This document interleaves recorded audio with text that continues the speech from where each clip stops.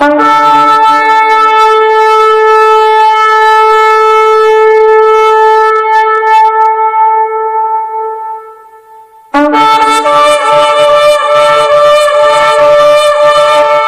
The lord. ದೇವರ ಅತಿ ಪರಿಶುದ್ಧವಾದ ನಾಮಕ್ಕೆ ಸ್ತೋತ್ರವಾಗಲಿ. ಯೇಸುವಿನ ಅಭಿಷೇಕವುಳ್ಳ ನಾಮದಲ್ಲಿ ಸೆಪ್ಟೆಂಬರ್ ತಿಂಗಳವರೆಗೆ ನಾವು ಮುಗಿಸಿ 9 ತಿಂಗಳನ್ನು ಮುಗಿಸಿ 10ನೇ ತಿಂಗಳಿಗೆ ಕಾಲಿಟ್ಟು ಅಕ್ಟೋಬರ್ ತಿಂಗಳಿನಲ್ಲಿ ಹೊರಗೆ ದೇವರು ಕಾದು ಕಾಪಾಡೋದಕ್ಕಾಗಿ ನಾವು ಸ್ತೋತ್ರ ಮಾಡೋಣ. Hallelujah, hallelujah. ಹಾಗೆಯೇ ಪ್ರಿಯರೇ, 10ನೇ ತಿಂಗಳಿಂದ ಹಿಡಿದು ಇನ್ನು ಮುಂದಿನ ವರ್ಷಗಳಲ್ಲಿ ನಮ್ಮನ್ನು ದೇವರು ತಾನೇ ಕಾದು ಕಾಪಾಡಲಿ ಅಂತ ಪ್ರಾರ್ಥನೆ ಮಾಡಿಕೊಳ್ಳುವ. Amen, hallelujah. ಇವತ್ತಿನ ದಿನದವರೆಗೆ ಕಾದು ಕಾಪಾಡಿದಂಥ ದೇವರಿಗೆ ಸ್ತೋತ್ರ. ಅದು ಅಲ್ಲದೇ ಇವತ್ತು ಕರ್ತನ ಮೇಜು ಬೇರೆ ಇದೆ. ಕರ್ತನ ರಕ್ತ ಮತ್ತು ದೇಹದ ಸಂಕೇತವನ್ನು ಸೂಚಿಸುವಂತಹ ಒಂದು ರೊಟ್ಟಿ ರಸದ ಕಾರ್ಯಕ್ರಮ ಕೂಡ ಇವತ್ತು ಇದೆ. ಇದಕ್ಕೋಸ್ಕರ ಕೂಡ ನಾವು ಪ್ರಾರ್ಥನೆ ಮಾಡೋಣ. ಬೆಳಗಿನಿಂದ ದೇವರು ಕೊಟ್ಟಂಥ ಒಂದು ಪ್ರಾರ್ಥನೆ, ಆರಾಧನೆ ಮತ್ತು ವಿಜ್ಞಾಪನೆ ಭಾಗ ಮುಗಿಸಿ ನಾವೀಗ ವಾಕ್ಯದ ಭಾಗಕ್ಕೆ ಬಂದಿದ್ದೀವಿ. ಈ ವಾಕ್ಯದ ಭಾಗಕ್ಕೆ ಬರುವಾಗ ಕರ್ತನು ತಾನೇ ನಿಮ್ಮನ್ನು ಆಶೀರ್ವದಿಸಿ ಕಾಪಾಡಲಿ. Amen. Praise the lord, praise the Lord. ಇವತ್ತು ಸುಮಾರು ಜನಕ್ಕೆ ಡೌಟ್ ಇದೆ, ಕ್ರೈಸ್ತರು ಯಾಕೆ ಯೇಸುದು ರಕ್ತ ತಗೊಂಡು ಕುಡಿತಾರೆ, ಯೇಸುದು ಮಾಂಸ ಅಂತ ಹೇಳ್ಕೊಂಡು ಯಾಕೆ ಬನ್ನನ್ನು ತಿಂತಾರೆ ಅಂತೇಳಿ ಕೆಲವು ಜನಕ್ಕೆ ತುಂಬ ಡೌಟ್ ಇದೆ. ಆದರೆ ನೀವು ಇಲ್ಲಿ ತಿಳ್ಕೋಬೇಕಾಗಿರ್ತಕ್ಕಂಥ ಅಂಶ, ಈಗಲೂ ಕೂಡ ದೇವಸ್ಥಾನಗಳಲ್ಲಿ ಪ್ರಾಣಿಗಳನ್ನು ಬಲಿ ಕೊಡ್ತಾರೆ. ಯಾಕೆ ಪ್ರಾಣಿಗಳನ್ನು ಬಲಿ ಕೊಡ್ತಾರೆ ಅಂತಂದರೆ, ಪ್ರಾಣಿ ಬಲಿ ಕೊಟ್ಟರೆ ರಕ್ತದಿಂದ ಪಾಪ ಪರಿಹಾರ ಅಂತೇಳಿ ಅವ್ರ ಮನಸ್ಸಿನಲ್ಲಿ ಒಂದು ಯೋಚನೆ. ಇದು ಹಳೆ ಒಡಂಬಡಿಕೆ ಕಾಲದಲ್ಲಿ ನಮ್ಮ ಕ್ರೈಸ್ತರು ಕೂಡ ಮಾಡ್ತಿದ್ರು. ಪಾಪ ಬೇರೆ ಜನಾಂಗದವರು ಮಾತ್ರ ಮಾಡೋದಲ್ಲ, ನಮ್ಮ ಕ್ರೈಸ್ತರು ಕೂಡ ಮಾಡ್ತಾಯಿದ್ರು. ಹಳೆ ಒಡಂಬಡಿಕೆಯಲ್ಲಿ ಪ್ರಾಣಿಗಳ ರಕ್ತವನ್ನು ಅವರು ಪ್ರೋಕ್ಷಣೆ ಮಾಡಿ ಶುದ್ಧತೆ ಸಂಕೇತವಾಗಿ ಮಾಡ್ತಿದ್ರು. ನಿನ್ನ ರಕ್ತದಿಂದ ಮಾಡಿರ್ತಕ್ಕಂಥ ಪಾಪಕ್ಕೆ ರಕ್ತ ಅಪರಾಧ ಅಂತ ಹೇಳೋದಿಲ್ವಾ? ಹಾಗೆ ರಕ್ತದಿಂದ ಮಾಡಿರ್ತಕ್ಕಂಥ ಪಾಪಕ್ಕೆ ಪರಿಹಾರವಾಗಿ ಪ್ರಾಣಿಗಳನ್ನು ಬಲಿ ಕೊಡ್ತಿದ್ರು ಬೇರೆ. ಆದರೆ ದಿನದಿಂದ ದಿನಕ್ಕೆ ಜನಗಳ ಪಾಪ ಪರಿಹಾರ ಆಗ್ತಿರಲಿಲ್ಲ, ಪಾಪ ಮುಚ್ಚಲ್ಪಡ್ತಿತ್ತೇ ಹೊರತು ತೊಳೆಯಲ್ಪಡ್ತಿರಲಿಲ್ಲ. ಆವಾಗ ದೇವರು ಏನು ಮಾಡೋದು, ತನ್ನ ಸ್ವಂತ ಮಗನಾದಂಥ ಯೇಸು ಕ್ರಿಸ್ತನ ರಕ್ತವನ್ನು ನನಗೋಸ್ಕರ, ನಿನಗೋಸ್ಕರ, ನಿನ್ನ ಪಾಪ ಪರಿಹಾರಕ್ಕೋಸ್ಕರ ಸುರಿಸಿದ್ರು ಪ್ರಿಯರೇ. ಹಲ್ಲೆಲೂಯಾ. ಅರ್ಥ ಆಗ್ತಿದೆಯಾ? ನನಗೋಸ್ಕರ, ನಿನಗೋಸ್ಕರ ಏನು ಮಾಡಿದ್ರು, ರಕ್ತನ ಸುರಿಸಿದ್ರು. ನಾನು ಅದಕ್ಕೆ ಚಿಕ್ಕ ಉದಾಹರಣೆ ಹೇಳ್ತೀನಿ. ಯೇಸು ಸ್ವಾಮಿನೇ ಯಾಕೆ ರಕ್ತ ಸುರಿಸ್ಬೇಕಾಗಿತ್ತು? ಬೇರೆ ಯಾವುದಾದ್ರೂ ಮನುಷ್ಯರನ್ನ ರಕ್ತ ಸುರಿಸ್ಬೋದು ಮಾಡ್ಬೋದಿತ್ತಲ್ಲ. ಬೇರೆ ಯಾವುದಾದ್ರು ಒಂದು ಮನುಷ್ಯರನ್ನ ಕೊಡ್ದುಬಿಟ್ಟು ಮನುಷ್ಯರಿಗೆಲ್ಲರ ಪರವಾಗಿ ನೀನು ಸಾಯಪ್ಪ ಅಂತ ಹೇಳ್ಬೋದಿತ್ತಲ್ಲ. ಹಾಗೆ ಮಾಡಲಿಕ್ಕೂ ಕೂಡ ಅವರು ನೋಡಿದಾಗ ಈ ಲೋಕದಲ್ಲಿ ಒಬ್ಬನೇ ಒಬ್ಬ ಒಳ್ಳೆಯವನಿರಲಿಲ್ಲ. ಲೋಕದಲ್ಲಿ ಒಬ್ಬನು ಕೂಡ ಒಳ್ಳೆಯವನಿರಲಿಲ್ಲ. ಈಗ ನಿಮಗೆ ವಾಕ್ಯ ಕೊಡೋದು ಸಭಾಪಾಲಕ, ನಾನು ಕೂಡ ಕೆಟ್ಟವನೇ, ಬೇರೆಯವರು ಕೆಟ್ಟವ್ರೆ, ಎಲ್ಲ ಒಂದೊಂದು ಥರ ಕೆಟ್ಟವರಾಗಿದ್ದಾಗ ಈ ಕೆಟ್ಟ ರಕ್ತದಿಂದ ಪಾಪ ಪರಿಹಾರ ಆಗ್ತದಾ? ನಾನೇ ಸಿಗರೇಟ್ ಸೇದ್ತಾ ಇರ್ತೀನಿ, ಸಿಗರೇಟ್ ಸೇದಬೇಡಿ ಮಕ್ಕಳೇ ಅಂತ ನಾನು ವಾಕ್ಯ ಕೊಟ್ಟರೆ ಅದು ಸಕ್ಸಸ್ ಆಗುತ್ತಾ?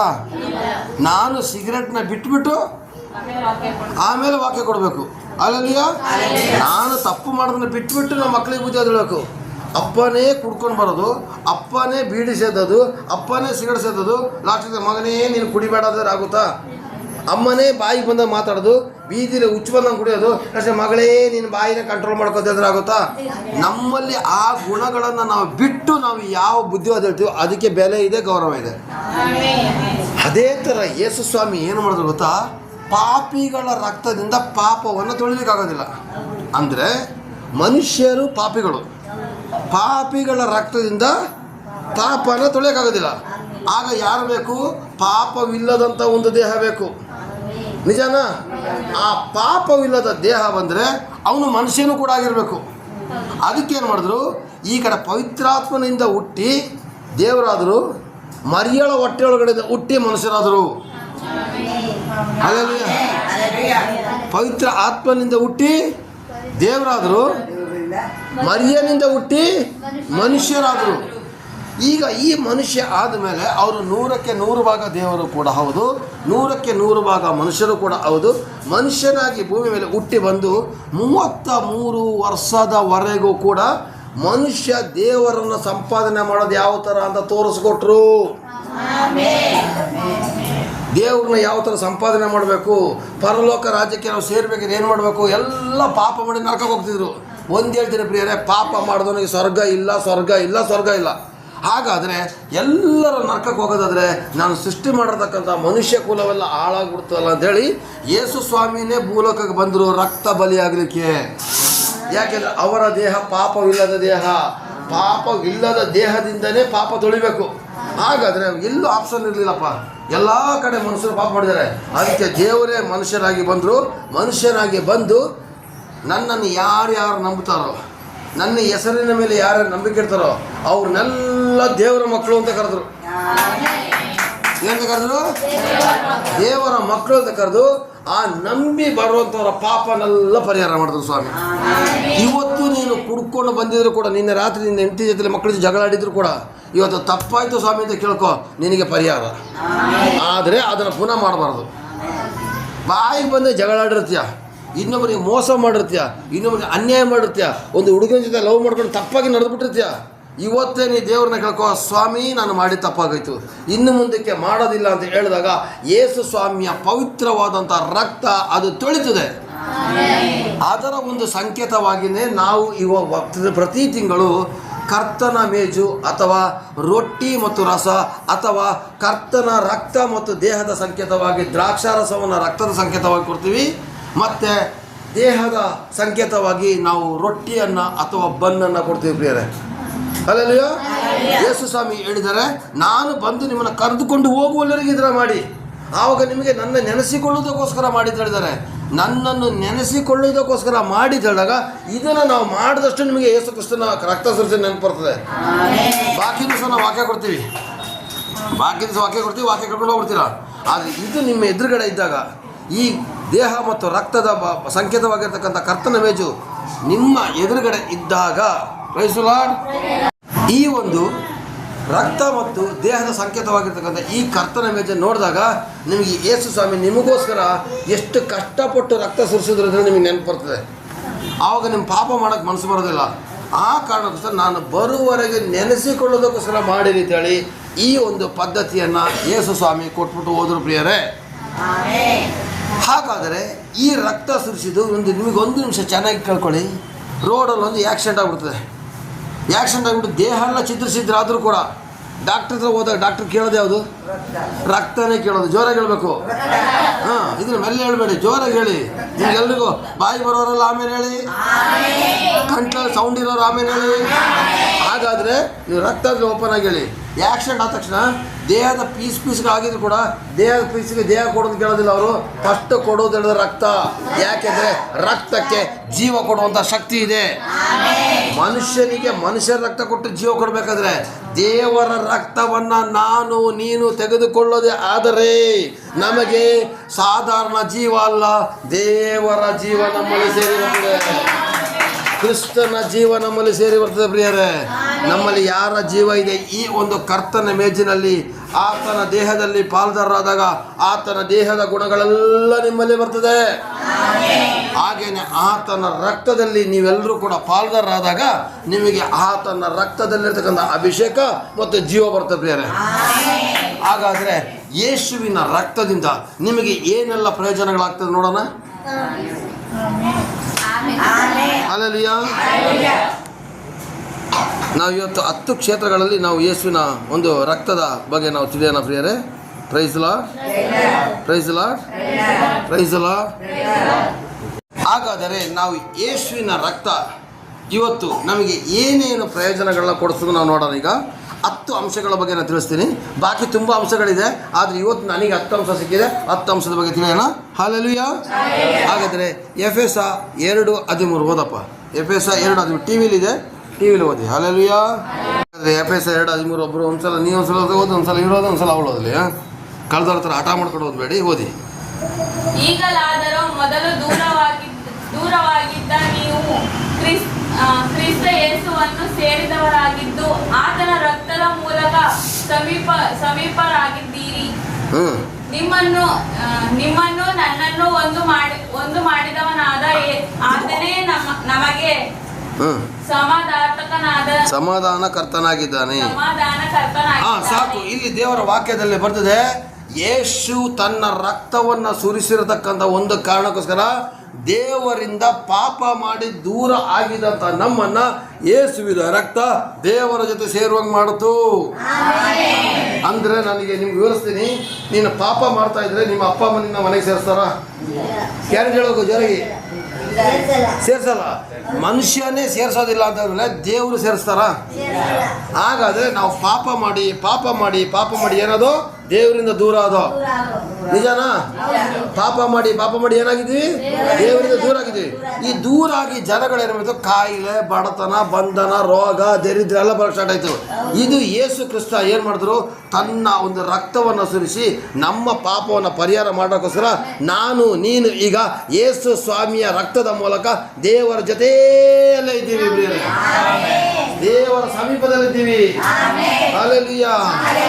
ಹಾಗಾದರೆ ಪ್ರಿಯರೇ, ಯೇಸುವಿನ ರಕ್ತ ನಮಗೆ ಏನು ಮಾಡಿದೆ ಗೊತ್ತಾ? ನೀತಿವಂತರನ್ನಾಗಿ ಮಾಡಿದೆ. ನಾವು ಆತನು ಸುರಿಸಿದ ರಕ್ತದಿಂದ ನಮ್ಮನ್ನು ಶುದ್ಧೀಕರಣ ಮಾಡಿ, ಒಂದು ಮಗು ಮೋರಿ ಒಳಗಡೆ ಬಿದ್ದಿರ್ತದೆ, ಆ ಮಗುನ ಮುಟ್ಲಿಕ್ಕೆ ಎಲ್ಲರೂ ಅಸಹ್ಯ ಪಡ್ತಾರೆ. ಆದರೆ ತನ್ನ ಸ್ವಂತ ತಾಯಿ ಏನು ಮಾಡ್ತಾರೆ ಗೊತ್ತಾ? ಆ ಮಗುನ ತೊಳೆದು ಇನ್ನು 10 ಜನ ಎತ್ಕೊಳ್ಳೋಕೆ ಮಾಡ್ತಾರೆ. ಅದೇ ಥರ ನಾವು ಪಾಪವೆಂಬಂಥ ಕೆಸರಿನಲ್ಲಿದ್ದಂಥ ನಮ್ಮನ್ನು ಯೇಸುವಿನ ರಕ್ತದ ಮೂಲಕ ತೊಳೆದು ನಿನ್ನನ್ನು ದೇವರಿಗೆ ದೂರಾಗಿದ್ದ ನಮ್ಮನ್ನು, ದೇವರಿಗೆ ಕೋಪದಲ್ಲಿದ್ದ ನಮ್ಮನ್ನು ಯೇಸುವಿನ ರಕ್ತ ಇವತ್ತು ದೇವರ ಸನ್ನಿಧಾನಕ್ಕೆ ಸೇರಿಸಿದೆ ಪ್ರಿಯರೇ. Hallelujah. Praise the lord. Praise the Lord. ಹಾಗಾದರೆ ಇವತ್ತು ಮುಂದೆ ಕೇಳಬೇಡಿ, ನನ್ನಿಂದ ದೇವ್ರು ಯಾಕೋ ಹೋಗ್ಬಿಟ್ಟಿದ್ದಾನೆ, ನನಗೆ ದೇವರೇ ನೀನು ಕಾಣೋದಿಲ್ವಾ, ನೀ ದೇವರೇ ದೂರ ಆಗಿದೆ ಅಂತ ಹೇಳಬೇಡಿ. ದೇವರು ನಿಮ್ಮ ಜೊತೆಯಲ್ಲಿದ್ದಾರೆ. ಚಂದ್ರಶೇಖರ ಅಂಕಲ್ ಇವತ್ತು ವಾಕ್ಯ ಕೊಟ್ಟು ನಾನು ಮೈಸೂರಿಗೆ ಹೋಗ್ಬೋದು, ಆದರೆ ನನ್ನ ದೇವರು ನಿಮ್ಮ ಜೊತೆಯಲ್ಲೇ ಇರ್ತಾರೆ. ನಮ್ಮ ದೇವರು ಎಲ್ಲಿರ್ತಾರೆ? ನಿಮ್ಮ ಜೊತೆಯಲ್ಲೇ ಇರ್ತಾರೆ. ಹಲ್ಲೆಲೂಯಾ. ಚಂದ್ರಶೇಖರ್ ಅಂಕಲ್ ನಂಬೇಡಿ, ಅವರು ಪ್ರಾರ್ಥನೆ ಮಾಡಿ ಹೋಗ್ಬಿಡ್ತಾರೆ. ಆದರೆ ಚಂದ್ರಶೇಖರ್ ಅಂಕಲ್ ಆರಾಧನೆ ಮಾಡುವಂಥ ದೇವರು ಇವತ್ತು ನನ್ನ ಸಂಗಡ ನಿಮ್ಮ ಸಂಗಡ ಇದ್ದಾರೆ. ಈಗ 2ನೇ ಭಾಗಕ್ಕೆ ಬರೋಣ. ಈಗ 1ನೇ ಭಾಗ ಆಯಿತು. ಪ್ರಶ್ನೆ ಕೇಳ್ತೀನಿ, ಯಾವುದೆಲ್ಲ ಅಂತ? 2ನೇ ಭಾಗಕ್ಕೆ ಬರೋಣ. ಯೇಸುವಿನ ರಕ್ತದಿಂದ ನಾವು ಮಾಡಿರ್ತಕ್ಕಂಥ ಪಾಪ ಮತ್ತು ಅಪರಾಧಗಳಿಂದ ಬಿಡುಗಡೆ ಆಯಿತು. ಹಲ್ಲೆಲೂಯಾ. ಯೇಸುವಿನ ರಕ್ತದಿಂದ ಏನಾಯಿತು? ನಾನು ನೀನು ಮಾಡಿರ್ತಕ್ಕಂಥ ಪಾಪದಿಂದ ನಮಗೆ ಬಿಡುಗಡೆ ಆಯಿತು. ಎಫೆಸ 1:7 ತಗೊಳ್ಳಿ. ಎಲ್ಲದರಲ್ಲೂ ರಕ್ತ ಬರುತ್ತೆ ನೋಡ್ಕೊಳ್ಳಿ. ಎಲ್ಲದರೂ ನೀವು ಗಮನಿಸಬೇಕಾಗಿರೋ ಅಂಶ ರಕ್ತ ಸುರಿಸಿಂದಲೇ ಬಂದಿದೆ ಎಲ್ಲ ವಾಕ್ಯದಲ್ಲೂ ಕೂಡ. ಓದಿ. ಈತನು ನಮಗೋಸ್ಕರ ತನ್ನ ರಕ್ತವನ್ನು ಸುರಿಸಿದ್ದರಿಂದ ನಮ್ಮ ಅಪರಾಧಗಳು ಪರಿಹಾರವಾಗಿ ನಮಗೆ ಬಿಡುಗಡೆಯಾಗಿತ್ತು. ಇದು ದೇವರ ಕೃಪಾತಿಶಯವೇ. ಹಾಗಾದರೆ ಇಲ್ಲಿ ನೋಡಿ ಪ್ರಿಯರೇ, ಈತನು ನಮಗೋಸ್ಕರ ರಕ್ತವನ್ನು ಸುರಿಸಿದ್ರಿಂದ ನಮ್ಮ ಅಪರಾಧಗಳು ಪರಿಹಾರವಾಗಿ ನಮಗೆ ಬಿಡುಗಡೆ ಆಯಿತು. ಅಂದರೆ ನೀವು ನಾನು ಎಲ್ಲರೂ ಕೂಡ ಒಂದೊಂದು ಅಪರಾಧದ ಬಂಧನದಲ್ಲಿದ್ದೋ, ಕೋಪ ಅಂತ ಹೇಳೋದು ಅಪರಾಧದ ಬಂಧನದಲ್ಲಿದ್ದೋ, ಪಾಪ ಅಂತ ಹೇಳೋದು ಅಪರಾಧದ ಬಂಧನದಲ್ಲಿದ್ದೋ. ಆಯ್ತಾ? ಹಲ್ಲೆಲೂಯಾ. ಹಲ್ಲೆಲೂಯಾ. ಇಷ್ಟು ವಾಕ್ಯ ಕೊಡುವಾಗ ನಿದ್ರೆ ಮಾಡೋದು ನಾನು ಜವಾಬ್ದಾರಿ ಬರಲ್ಲ. ಹಲ್ಲೆಲೂಯಾ. ಕೋಪ ಅಂತ ಹೇಳತಕ್ಕಂಥ ಬಂಧನದಲ್ಲಿ ನಾವಿದ್ದೋ. Praise the Lord. ಹಾಗಾದರೆ ನೋಡಿ, ಈತನು ನಮಗೋಸ್ಕರ ರಕ್ತ ಸುರಿಸಿದ ನಮ್ಮ ಪಾಪ ಅಪರಾಧಗಳು ಪರಿಹಾರವಾಗಿ ನಮಗೆ ಬಿಡುಗಡೆ ಆಯಿತು. ನಾವೆಲ್ಲರೂ ಅಪರಾಧ ಮತ್ತು ಪಾಪಗಳಿಂದ ಒಂದೊಂದು ಬಂಧನದಲ್ಲಿದ್ದ ಪ್ರಿಯರೇ. ಯಾರ ಮನೆಯಲ್ಲಿ ಪಾಪ ಇದೆಯೋ ಅಲ್ಲಿ ದೇವರು ಕಾರ್ಯ ಮಾಡೋದಿಲ್ಲ. ಅವರನ್ನು ಸೈತಾನ ಬಂಧನ ಮಾಡಿ ಕಟ್ಟಾಕಿರ್ತಾನೆ. ಒಂದು ಕೋಪ ಅಂತ ಹೇಳೋದ ಬಂಧನ ಇರ್ತದೆ, ಇಲ್ಲ ಜಗಳ ಅಂತ ಹೇಳೋದ ಬಂಧನ ಇರ್ತದೆ, ಇಲ್ಲ ಹಣಕಾಸುಗಳು ನಿಲ್ಲೋದೇ ಇಲ್ಲ, ಮನೆಯಲ್ಲಿ ದರಿದ್ರ. ಈ ಬಂಧನದಿಂದ ನನ್ನ ಯೇಸು ಸ್ವಾಮಿಯ ರಕ್ತ ನಿಮ್ಮನ್ನು ಇವತ್ತು ಬಂಧನದಿಂದ ಬಿಡಿಸಿದೆ. ಹಲ್ಲೆಲೂಯಾ. ಹಲ್ಲೆಲೂಯಾ. ಕೆಳಗಡೆ ಬರ್ತದೆ, ಇದು ದೇವರ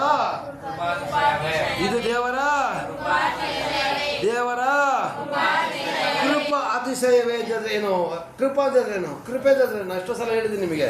ಕೃಪೆ ಏನು ಗೊತ್ತಾ? ಯೋಗ್ಯತೆ ಇಲ್ಲದಂಥ ನಮ್ಮನ್ನು ಯೇಸು ಸ್ವಾಮಿಯ ರಕ್ತ ಯೋಗ್ಯರನ್ನಾಗಿ ಮಾಡಿ ದೇವರ ಸನ್ನಿಧಾನಕ್ಕೆ ಸೇರಿಸ್ತು. ಅರ್ಥ ಆಗ್ತಿದೆಯಾ? ಯೋಗ್ಯರಲ್ಲದ ನಮ್ಮನ್ನು ಯೋಗ್ಯರನ್ನಾಗಿ ಮಾಡಿ ಯೇಸುವಿನ ರಕ್ತ ನನ್ನನ್ನ ನಿನ್ನನ್ನ ಪಾಪದಿಂದ ಬಿಡಿಸಿ ದೇವರ ಸನ್ನಿಧಾನಕ್ಕೆ ಸೇರಿಸ್ತು ಪ್ರಿಯರೇ. ಹಾಗಾದ್ರೆ ಒಂದನೇದಾಗಿ ದೇವರ ಸಮೀಪಕ್ಕೆ ಬಂದಿದ್ದೀವಿ, ಎರಡನೇದಾಗಿ ಯೇಸುವಿನ ರಕ್ತ ನಮ್ಮ ಮನೆಯಲ್ಲಿರ್ತಕ್ಕಂಥ ಎಲ್ಲ ಬಂಧನ ಮುರಿದಾಕಿದೆ. ಇವತ್ತು ಕೂಡ ಮನೆಗೆ ಹೋಗ್ಬಿಟ್ಟು ಅಂಕಲ್ ನನ್ನ ಮನೆ ಇನ್ನೂ ಆಗಿಲ್ಲ ಅಂತ ಹೇಳಿ ನಿಮ್ಮಲ್ಲಿ ಆಗಬೇಕಾ? ಯೇಸು ರಕ್ತನ ನಿಮ್ಮ ಮನೆಗೆ ಹಚ್ಚಿ, ಯೇಸು ರಕ್ತನ ನಿಮ್ಮ ತಲೆ ಮೇಲೆ ಹಚ್ಚಿ, ಯೇಸು ರಕ್ತ ನಿಮ್ಮ ಗಂಡನ ಮೇಲೆ ಹಚ್ಚಿ. ಹಂಗ ರಕ್ತ ಎಲ್ಲಿ ಸಿಗ್ತದೆ ಹುಡ್ಕೊಂಡು ಹೋಗಬೇಡಿ. ಪ್ರಾರ್ಥನೆ ಮಾಡಿದ್ರೆ ಸಾಕು ಯೇಸು ರಕ್ತ ಬರ್ತದೆ. ಯೇಸುವಿನ ಅಭಿಷೇಕಗಳ ನಾಮದಲ್ಲಿ ಲಿಖಿತ ಮಗಳನ್ನ ಯೇಸುವಿನ ರಕ್ತದಿಂದ ತೊಳೆದಿದ್ದೀನಿ ಅಂತ ಹೇಳಿ ಸಾಕು. ಅಪ್ಪ, ನಮ್ಮ ಮನೆ ಹಣಕಾಸಿನ ವ್ಯವಹಾರದ ಮೇಲೆ ದರಿದ್ರ ತರುವಂಥ ದುರಾತ್ಮನ ಶಕ್ತಿ ಯೇಸು ರಕ್ತದಿಂದ ಅದನ್ನು ಶುದ್ಧೀಕರಣ ಮಾಡಿ ನನಗೆ ಎಲ್ಲ ಆದಾಯವನ್ನು ಕೊಡಿಸಿಕೊಡಪ್ಪ ಸ್ತೋತ್ರ ಅಂತೇಳಿ. ಯಾರಿಗೆ ಕಾಯಿಲೆ ಬರಲಿ, ಯಾರಿಗೆ ಬಡತನ ಬರಲಿ, ನಿಮ್ಮ ವ್ಯವಹಾರದ ಮೇಲೆ, ನಿಮ್ಮ ರೋಗದ ಮೇಲೆ, ನಿಮ್ಮ ಮನೆಯ ಪರಿಸ್ಥಿತಿಗಳ ಮೇಲೆ ಯೇಸುವಿನ ಪರಿಶುದ್ಧವಾದ ರಕ್ತವನ್ನು ಹಚ್ಚಿ ಪ್ರಾರ್ಥನೆ ಮಾಡಿ. ದಿನ ಬೆಳಿಗ್ಗೆ ಎದ್ದಾಗ ಹೇಳಿ, ಯೇಸುವೆ ನಿನ್ನ ರಕ್ತದಿಂದ ನನ್ನ ಶುದ್ಧೀಕರಣ ಮಾಡಪ್ಪ ಅಂತೇಳಿ. Praise the Lord. ಇದು ದೇವರ ಕೃಪೆ. ಯಾಕೋತಾ ನೀನು ನಾನು ದೇವರ ಮುಂದೆ ನಿಲ್ಲಕ್ಕೆ ಯೋಗ್ಯರಲ್ಲ ಪ್ರಿಯರೇ, ಆದರೂ ದೇವರು ನನ್ನ ನಿಲ್ಲಿಸಿದ್ದಾರೆ. Hallelujah, hallelujah. ಯಾರಪ್ಪ ನಮ್ಮನ್ನ ಜೊತೆ ಸೇರಿಸ್ಕೊಳ್ತಾರೆ? ಯೋಚನೆ ಮಾಡಿ ನೋಡಿ. ಇವತ್ತು ಯೇಸುವಿನ ರಕ್ತ ನನ್ನನ್ನು ನಿನ್ನನ್ನು ದೇವರ ಸನ್ನಿಧಾನಕ್ಕೆ ಸೇರಿಸ್ತಾ ಇದೆ ಅಂತಂದರೆ ನನ್ನನ್ನು ನಿನ್ನನ್ನು ಅಪರಾಧದಿಂದ ಬಿಡಿಸ್ತಾ ಇದ್ದಾರೆ. ಹಾಗಾದರೆ ನೀನು ಇನ್ನೂ ಅಪರಾಧದಲ್ಲಿ ಇರಬೇಡ. ನೀನು ಯೇಸು ಕ್ರಿಸ್ತನ ಅಭಿಷೇಕವುಳ್ಳ ರಕ್ತದಿಂದ ತೊಳೆಯಲ್ಪಟ್ಟು ನಾವು ಇವತ್ತು ಅಪರಾಧಿ ಸ್ಥಾನ ಹೊರಗಡೆ ಬಂದಿದ್ದೀವಿ. ಪುನಃ ಅದರಲ್ಲಿ ಸಿಕ್ಕಾಕಬೇಡಿ. ಹಲ್ಲೆಲೂಯಾ. ಮೂರನೇದಾಗಿ ಯೇಸು ಸ್ವಾಮಿಯ ರಕ್ತ ನಮ್ಮನ್ನು ಶುದ್ಧೀಕರಣ ಮಾಡ್ತದೆ. ಏನು ಮಾಡ್ತದೆ? ಶುದ್ಧೀಕರಣ ಮಾಡ್ತದೆ. ಹಲ್ಲೆಲೂಯಾ. ಎಲ್ಲರೂ ಸ್ನಾನ ಮಾಡ್ತೀರಾ ತಾನೆ? ಸ್ನಾನ ಯಾಕೆ ಮಾಡ್ತೀರಾ? ದೇಹ ಶುದ್ಧ ಆಗಲಿ ಅಂತೇಳಿ. ಶುದ್ಧ ಆದಮೇಲೆ ಪುನಃ ಮಾರಣೆ ಯಾಕೆ ಮಾಡ್ತೀವಿ? ಪುನಃ ಶುದ್ಧ ಆಗಬೇಕು ಅಂತ. ಸ್ನಾನ ಮಾಡಲಿಲ್ಲ ಅಂದರೆ ಪುನಃ ವಾಸನೆ ಬರ್ತದೆ. ನೀವು ಹೆಂಗೆ ಚೆನ್ನಾಗಿ ಅರ್ಥ ಮಾಡ್ಕೊಳ್ಳಿ. ಇವತ್ತು ಸ್ನಾನ ಮಾಡ್ತೀನಿ, ನಾಳೆ ಪುನಃ ನಾವು ಸ್ನಾನ ಮಾಡೋದು ಯಾಕೋತಾ? ನಮ್ಮ ದೇಹ ವಾಸನೆ ಬಂದುಬಿಟ್ಟಿರ್ತದೆ, ನಮ್ಮ ದೇಹ ಬೆವರಿರ್ತದೆ. ಅದಕ್ಕೆ ನಾವೇನು ಮಾಡ್ತೀವಿ? ಪುನಃ ಸ್ನಾನ ಮಾಡ್ತೀವಲ್ಲ. ಹಾಗೇನೆ ನೀವು ಅಷ್ಟೇ ನಿಮ್ಮ ದೇಹನ ಯಾವ ಥರ ನಿಮ್ಮ ದೇಹನ ನೀವು ನೀರಿನಿಂದ ಸ್ನಾನ ಮಾಡಿ ಶುದ್ಧೀಕರಣ ಮಾಡ್ಕೊಳ್ತಾರೆ, ಹಾಗೆ ನಿಮ್ಮ ಆತ್ಮವನ್ನು ಕೂಡ ಯೇಸುವಿನ ರಕ್ತದಲ್ಲಿ ಶುದ್ಧೀಕರಣ ಮಾಡ್ಕೊಳ್ಳಿ. ಪ್ರತಿದಿನ ಶುದ್ಧೀಕರಣ ಮಾಡ್ಕೊಳ್ಳಿ ಪ್ರಿಯರೇ. ಯೇಸುವಿನ ರಕ್ತ ಏನು ಮಾಡ್ತದೆ ಗೊತ್ತಾ? ನಿಮ್ಮನ್ನು ಶುದ್ಧೀಕರಣ ಮಾಡ್ತಾರೆ. ನೀವು ಹೆಂಗೆ ದೇಹನ ಸ್ನಾನ ಮಾಡಿದ ಮೇಲೂ ಪುನಃ ಗಬ್ಬು ಬಂದಾಗ ಪುನಃ ಸ್ನಾನ ಮಾಡ್ಕೊಳ್ತೀರೋ, ಹಾಗೆ ಆತ್ಮಿಕ ಸ್ನಾನ ದಿನ ಆಗಬೇಕಾದ್ರೆ ನೀವು ಸ್ನಾನಕ್ಕೆ ಇರೋ ನೀರು ಯಾವುದು ಗೊತ್ತಾ? ಪ್ರಾರ್ಥನೆ ಮತ್ತು ವಾಕ್ಯ. ಹಲ್ಲೆಲೂಯಾ. ಪ್ರಾರ್ಥನೆ ಮತ್ತು ವಾಕ್ಯ. ಯಾರ ಮನೆಯಲ್ಲಿ ಪ್ರಾರ್ಥನೆ ಇಲ್ಲವೋ ಅವರ ಆತ್ಮದಲ್ಲಿ ಗಬ್ಬು ನಾರ್ತಾ ಇದ್ದೀರಾ ಅಂತ ಅರ್ಥ. Hallelujah, hallelujah. ಯಾರು ಪ್ರಾರ್ಥನೆ ನಿಮ್ಮ ಮನೇಲಿ ಮಾಡೋದಿಲ್ಲೋ ನೀವು ಸ್ನಾನ ಮಾಡ್ತಾ ಇಲ್ಲ ಅಂತ ಅರ್ಥ. ಆತ್ಮಿಕ ಸ್ನಾನ ನಿಮಗಾಗಬೇಕಾದ್ರೆ ಪ್ರಾರ್ಥನೆ ವಾಕ್ಯ ಯಾರು ಮನೇಲಿದ್ದೀರೋ ನಿಮ್ಮನ್ನು ದೇವರು ದಿನಾ ಶುದ್ಧೀಕರಣ ಮಾಡ್ತಾರೆ ಪ್ರಿಯರೇ. ಪ್ರಾರ್ಥನೆ ತಗೊಳ್ತಕ್ಕಂಥ ನೀರು, ವಾಕ್ಯ ತಗೊಳ್ತಕ್ಕಂಥ ಸೋಪನ್ನ ನೀವು ಹಾಕಲಿಲ್ಲ ಅಂತಂದರೆ ಗ್ಯಾರಂಟಿ ನೀವು ಶುದ್ಧೀಕರಣ ಆಗೋದಿಲ್ಲ. ಹಾಗಾದರೆ ಶುದ್ಧೀಕರಣ ಆಗಬೇಕು, ದಿನ ಪ್ರಾರ್ಥನೆ ಮಾಡಿ, ದಿನ ವಾಕ್ಯ ಓದಿ, ಮಕ್ಕಳಿಗೆ ಓದಿಸ್ಕೊಳ್ಳಿ. Hallelujah, praise the Lord. ಹಾಗಾದರೆ 1 ಯೋಹಾನ 1:7 ಓದಪ್ಪ. 1 ಯೋಹಾನ 1:7. 1 ಯೋಹಾನ 1ನೇ ಅಧ್ಯಾಯ 7ನೇ ವಾಕ್ಯ ಓದಪ್ಪ. ಓದಿಯಾ? ಮಾನ್ಯ ಓದಪ್ಪ. ಈಗ ನೀನು ಜೋರ ವಸಂತ ಇದೆಯಾ? ಜೋರಾಗಿ. ಆದರೆ ಆತನು ಬೆಳಕಿನಲ್ಲಿರುವಂತೆಯೇ ನಾವು ಬೆಳಕಿನಲ್ಲಿ ನಡೆದರೆ ನಾವು ಒಬ್ಬರ ಸಂಗಡದಲ್ಲೊಬ್ಬರು ಅನ್ಯೋನ್ಯತೆಯಲ್ಲಿದ್ದೇವೆ ಮತ್ತು ಆತನ ಮಗನಾದ ಯೇಸುವಿನ ರಕ್ತವು ಸಕಲ ಪಾಪವನ್ನು ನಿವಾರಣೆ ಮಾಡಿ ನಮ್ಮನ್ನು ಶುದ್ಧಿ ಮಾಡುತ್ತದೆ. ಜೋರಾಗಿ ಹೇಳಬೇಕು. ಅಲ್ಲಿಗೆ ಜೋರಾಗಿ ಹೇಳು. ನಮ್ಮಲ್ಲಿ ಪಾಪವಿಲ್ಲ. ಅಲ್ಲ ಜೋರಾಗಿ ಹೇಳು. ನಾವು ಬೆಳಕಿನಲ್ಲಿ ನಡೆದರೆ ಅಲ್ಲಿಂದ ಹೇಳು. ಜೋರಾಗಿ ಹೇಳಬೇಕು. ಬೆಳಕಿನಲ್ಲಿ ನಡೆದರೆ ನಾವು ಒಬ್ಬೊಬ್ಬರ ಸಂಗಡದಲ್ಲೊಬ್ಬರು ಅನ್ಯೋನ್ಯತೆಯಲ್ಲಿದ್ದೇವೆ ಮತ್ತು ಆತನ ಮಗನಾದ ಯೇಸುವಿನ ರಕ್ತವು ಸಕಲ ಪಾಪವನ್ನು ನಿವಾರಣೆ ಮಾಡಿ ನಮ್ಮನ್ನು ಶುದ್ಧಿ ಮಾಡುತ್ತದೆ. ಅರ್ಥ ಆಗ್ತಿದೆ? ಇಲ್ಲೂ ಕೂಡ ಯೇಸು ರಕ್ತ ಅಂತಿದೆ ಈ ವಾಕ್ಯದಲ್ಲಿ. ಬೈಬಲ್ ಪುಸ್ತಕದಲ್ಲಿ ಎಲ್ಲೆಲ್ಲಿ ಯೇಸು ರಕ್ತ ಇದೆ ಇದೆಲ್ಲ ಪುಸ್ತಕದಲ್ಲಿ ಇರೋದನ್ನೇ ಮಗನ ಟಿ ವಿಲಿ ತೋರಿಸ್ತಾರೋದು. ಪುಸ್ತಕದಲ್ಲಿ ಎಲ್ಲ ಇದೆ. ಅಲ್ಲಲ್ಲಿ ಆ ಮಗಳು ನೋಡು ಆಲ್ರೆಡಿ ತೆಗೆದು ಟಿಕ್ ಮಾಡ್ಕೊಳ್ತಾ ಇದ್ದಾಳೆ. ಸ್ತೋತ್ರ. ಅಲ್ಲಲ್ಲಿ ಟಿಕ್ ಮಾಡಿ ಇಟ್ಕೋಪ್ಪ, ಇಲ್ಲಾಂದರೆ ಬರೋದ್ರಿಂದ ಒಂದು ಪೇಜ್ ಮತ್ತೆ ನೋಟ್ಸ್ ತಗೋಪ್ಪ. ಓದಿರೋ ಮಕ್ಕಳು ನಮ್ಮಲ್ಲಿ ಭಾಳ ಕಡಿಮೆ ಇದ್ದಾರೆ. ದಯವಿಟ್ಟು ಪೇಜ್ ನೋಟ್ಸ್ ತನ್ನಿ. ತಂದಾದ್ಮೇಲೆ ಮನೇಲಿ ಹೋಗ್ಬಿಟ್ಟು ಪುನಃ ಅದನ್ನ ಪ್ರಾಕ್ಟೀಸ್ ಮಾಡಿ. ಅಲ್ಲಲ್ಲಿಯ ಇಲ್ಲಿ ಬರ್ತದೆ. ಆದರೆ ನಾವು ಆತನು ಬೆಳಕಿನಲ್ಲಿರೋದು. ನನ್ನ ದೇವರು ಎಂಥ ದೇವರು? ಬೆಳಕಿನ ದೇವರು. ಅಲ್ಲಲ್ಲಿಯ ಆತನು ಬೆಳಕಿನಲ್ಲಿ ನಾವು ನಡೆದರೆ ಒಬ್ಬರ ಸಂಗಡ ಒಬ್ಬರು ಅನ್ಯನತೆಯಲ್ಲಿದ್ದೀವಿ. ನಿಮ್ಮ ಮನೆ ಒಳಗಡೆ ನೀವು ಅನ್ಯನತೆಯಲ್ಲಿ ಇಲ್ಲ ಅಂತಂದರೆ ನೀವು ಬೆಳಕಿನಲ್ಲಿ ಇಲ್ಲ ಅಂತ ಅರ್ಥ. ನಿಮ್ಮ ಗಂಡನ ಕಂಡ್ರೆ ನಿಮಗೆ ಆಗೋದಿಲ್ವಾ? ನೀವು ಅನ್ಯನತೆಯಲ್ಲಿ ಇಲ್ಲ. ನಿಮ್ಮ ಹೆಂಡತಿನ ಕಂಡ್ರೆ ಅನ್ಯನತೆಯಲ್ಲಿ ಇಲ್ವಾ? ನೀವು ದೇವರ ಕ್ರಿಸ್ತನ ಬೆಳಕಿನಲ್ಲಿಲ್ಲ. ನಿಮ್ಮ ಮಕ್ಕಳ ಜೊತೆ ಕಿರಿಕಿರಿ ಮಾಡ್ತಾ ಇರ್ತೀರ, ನೀವು ದೇವರ ಬೆಳಕಿನಲ್ಲಿ ಇಲ್ಲ ಅಂತ ಅರ್ಥ.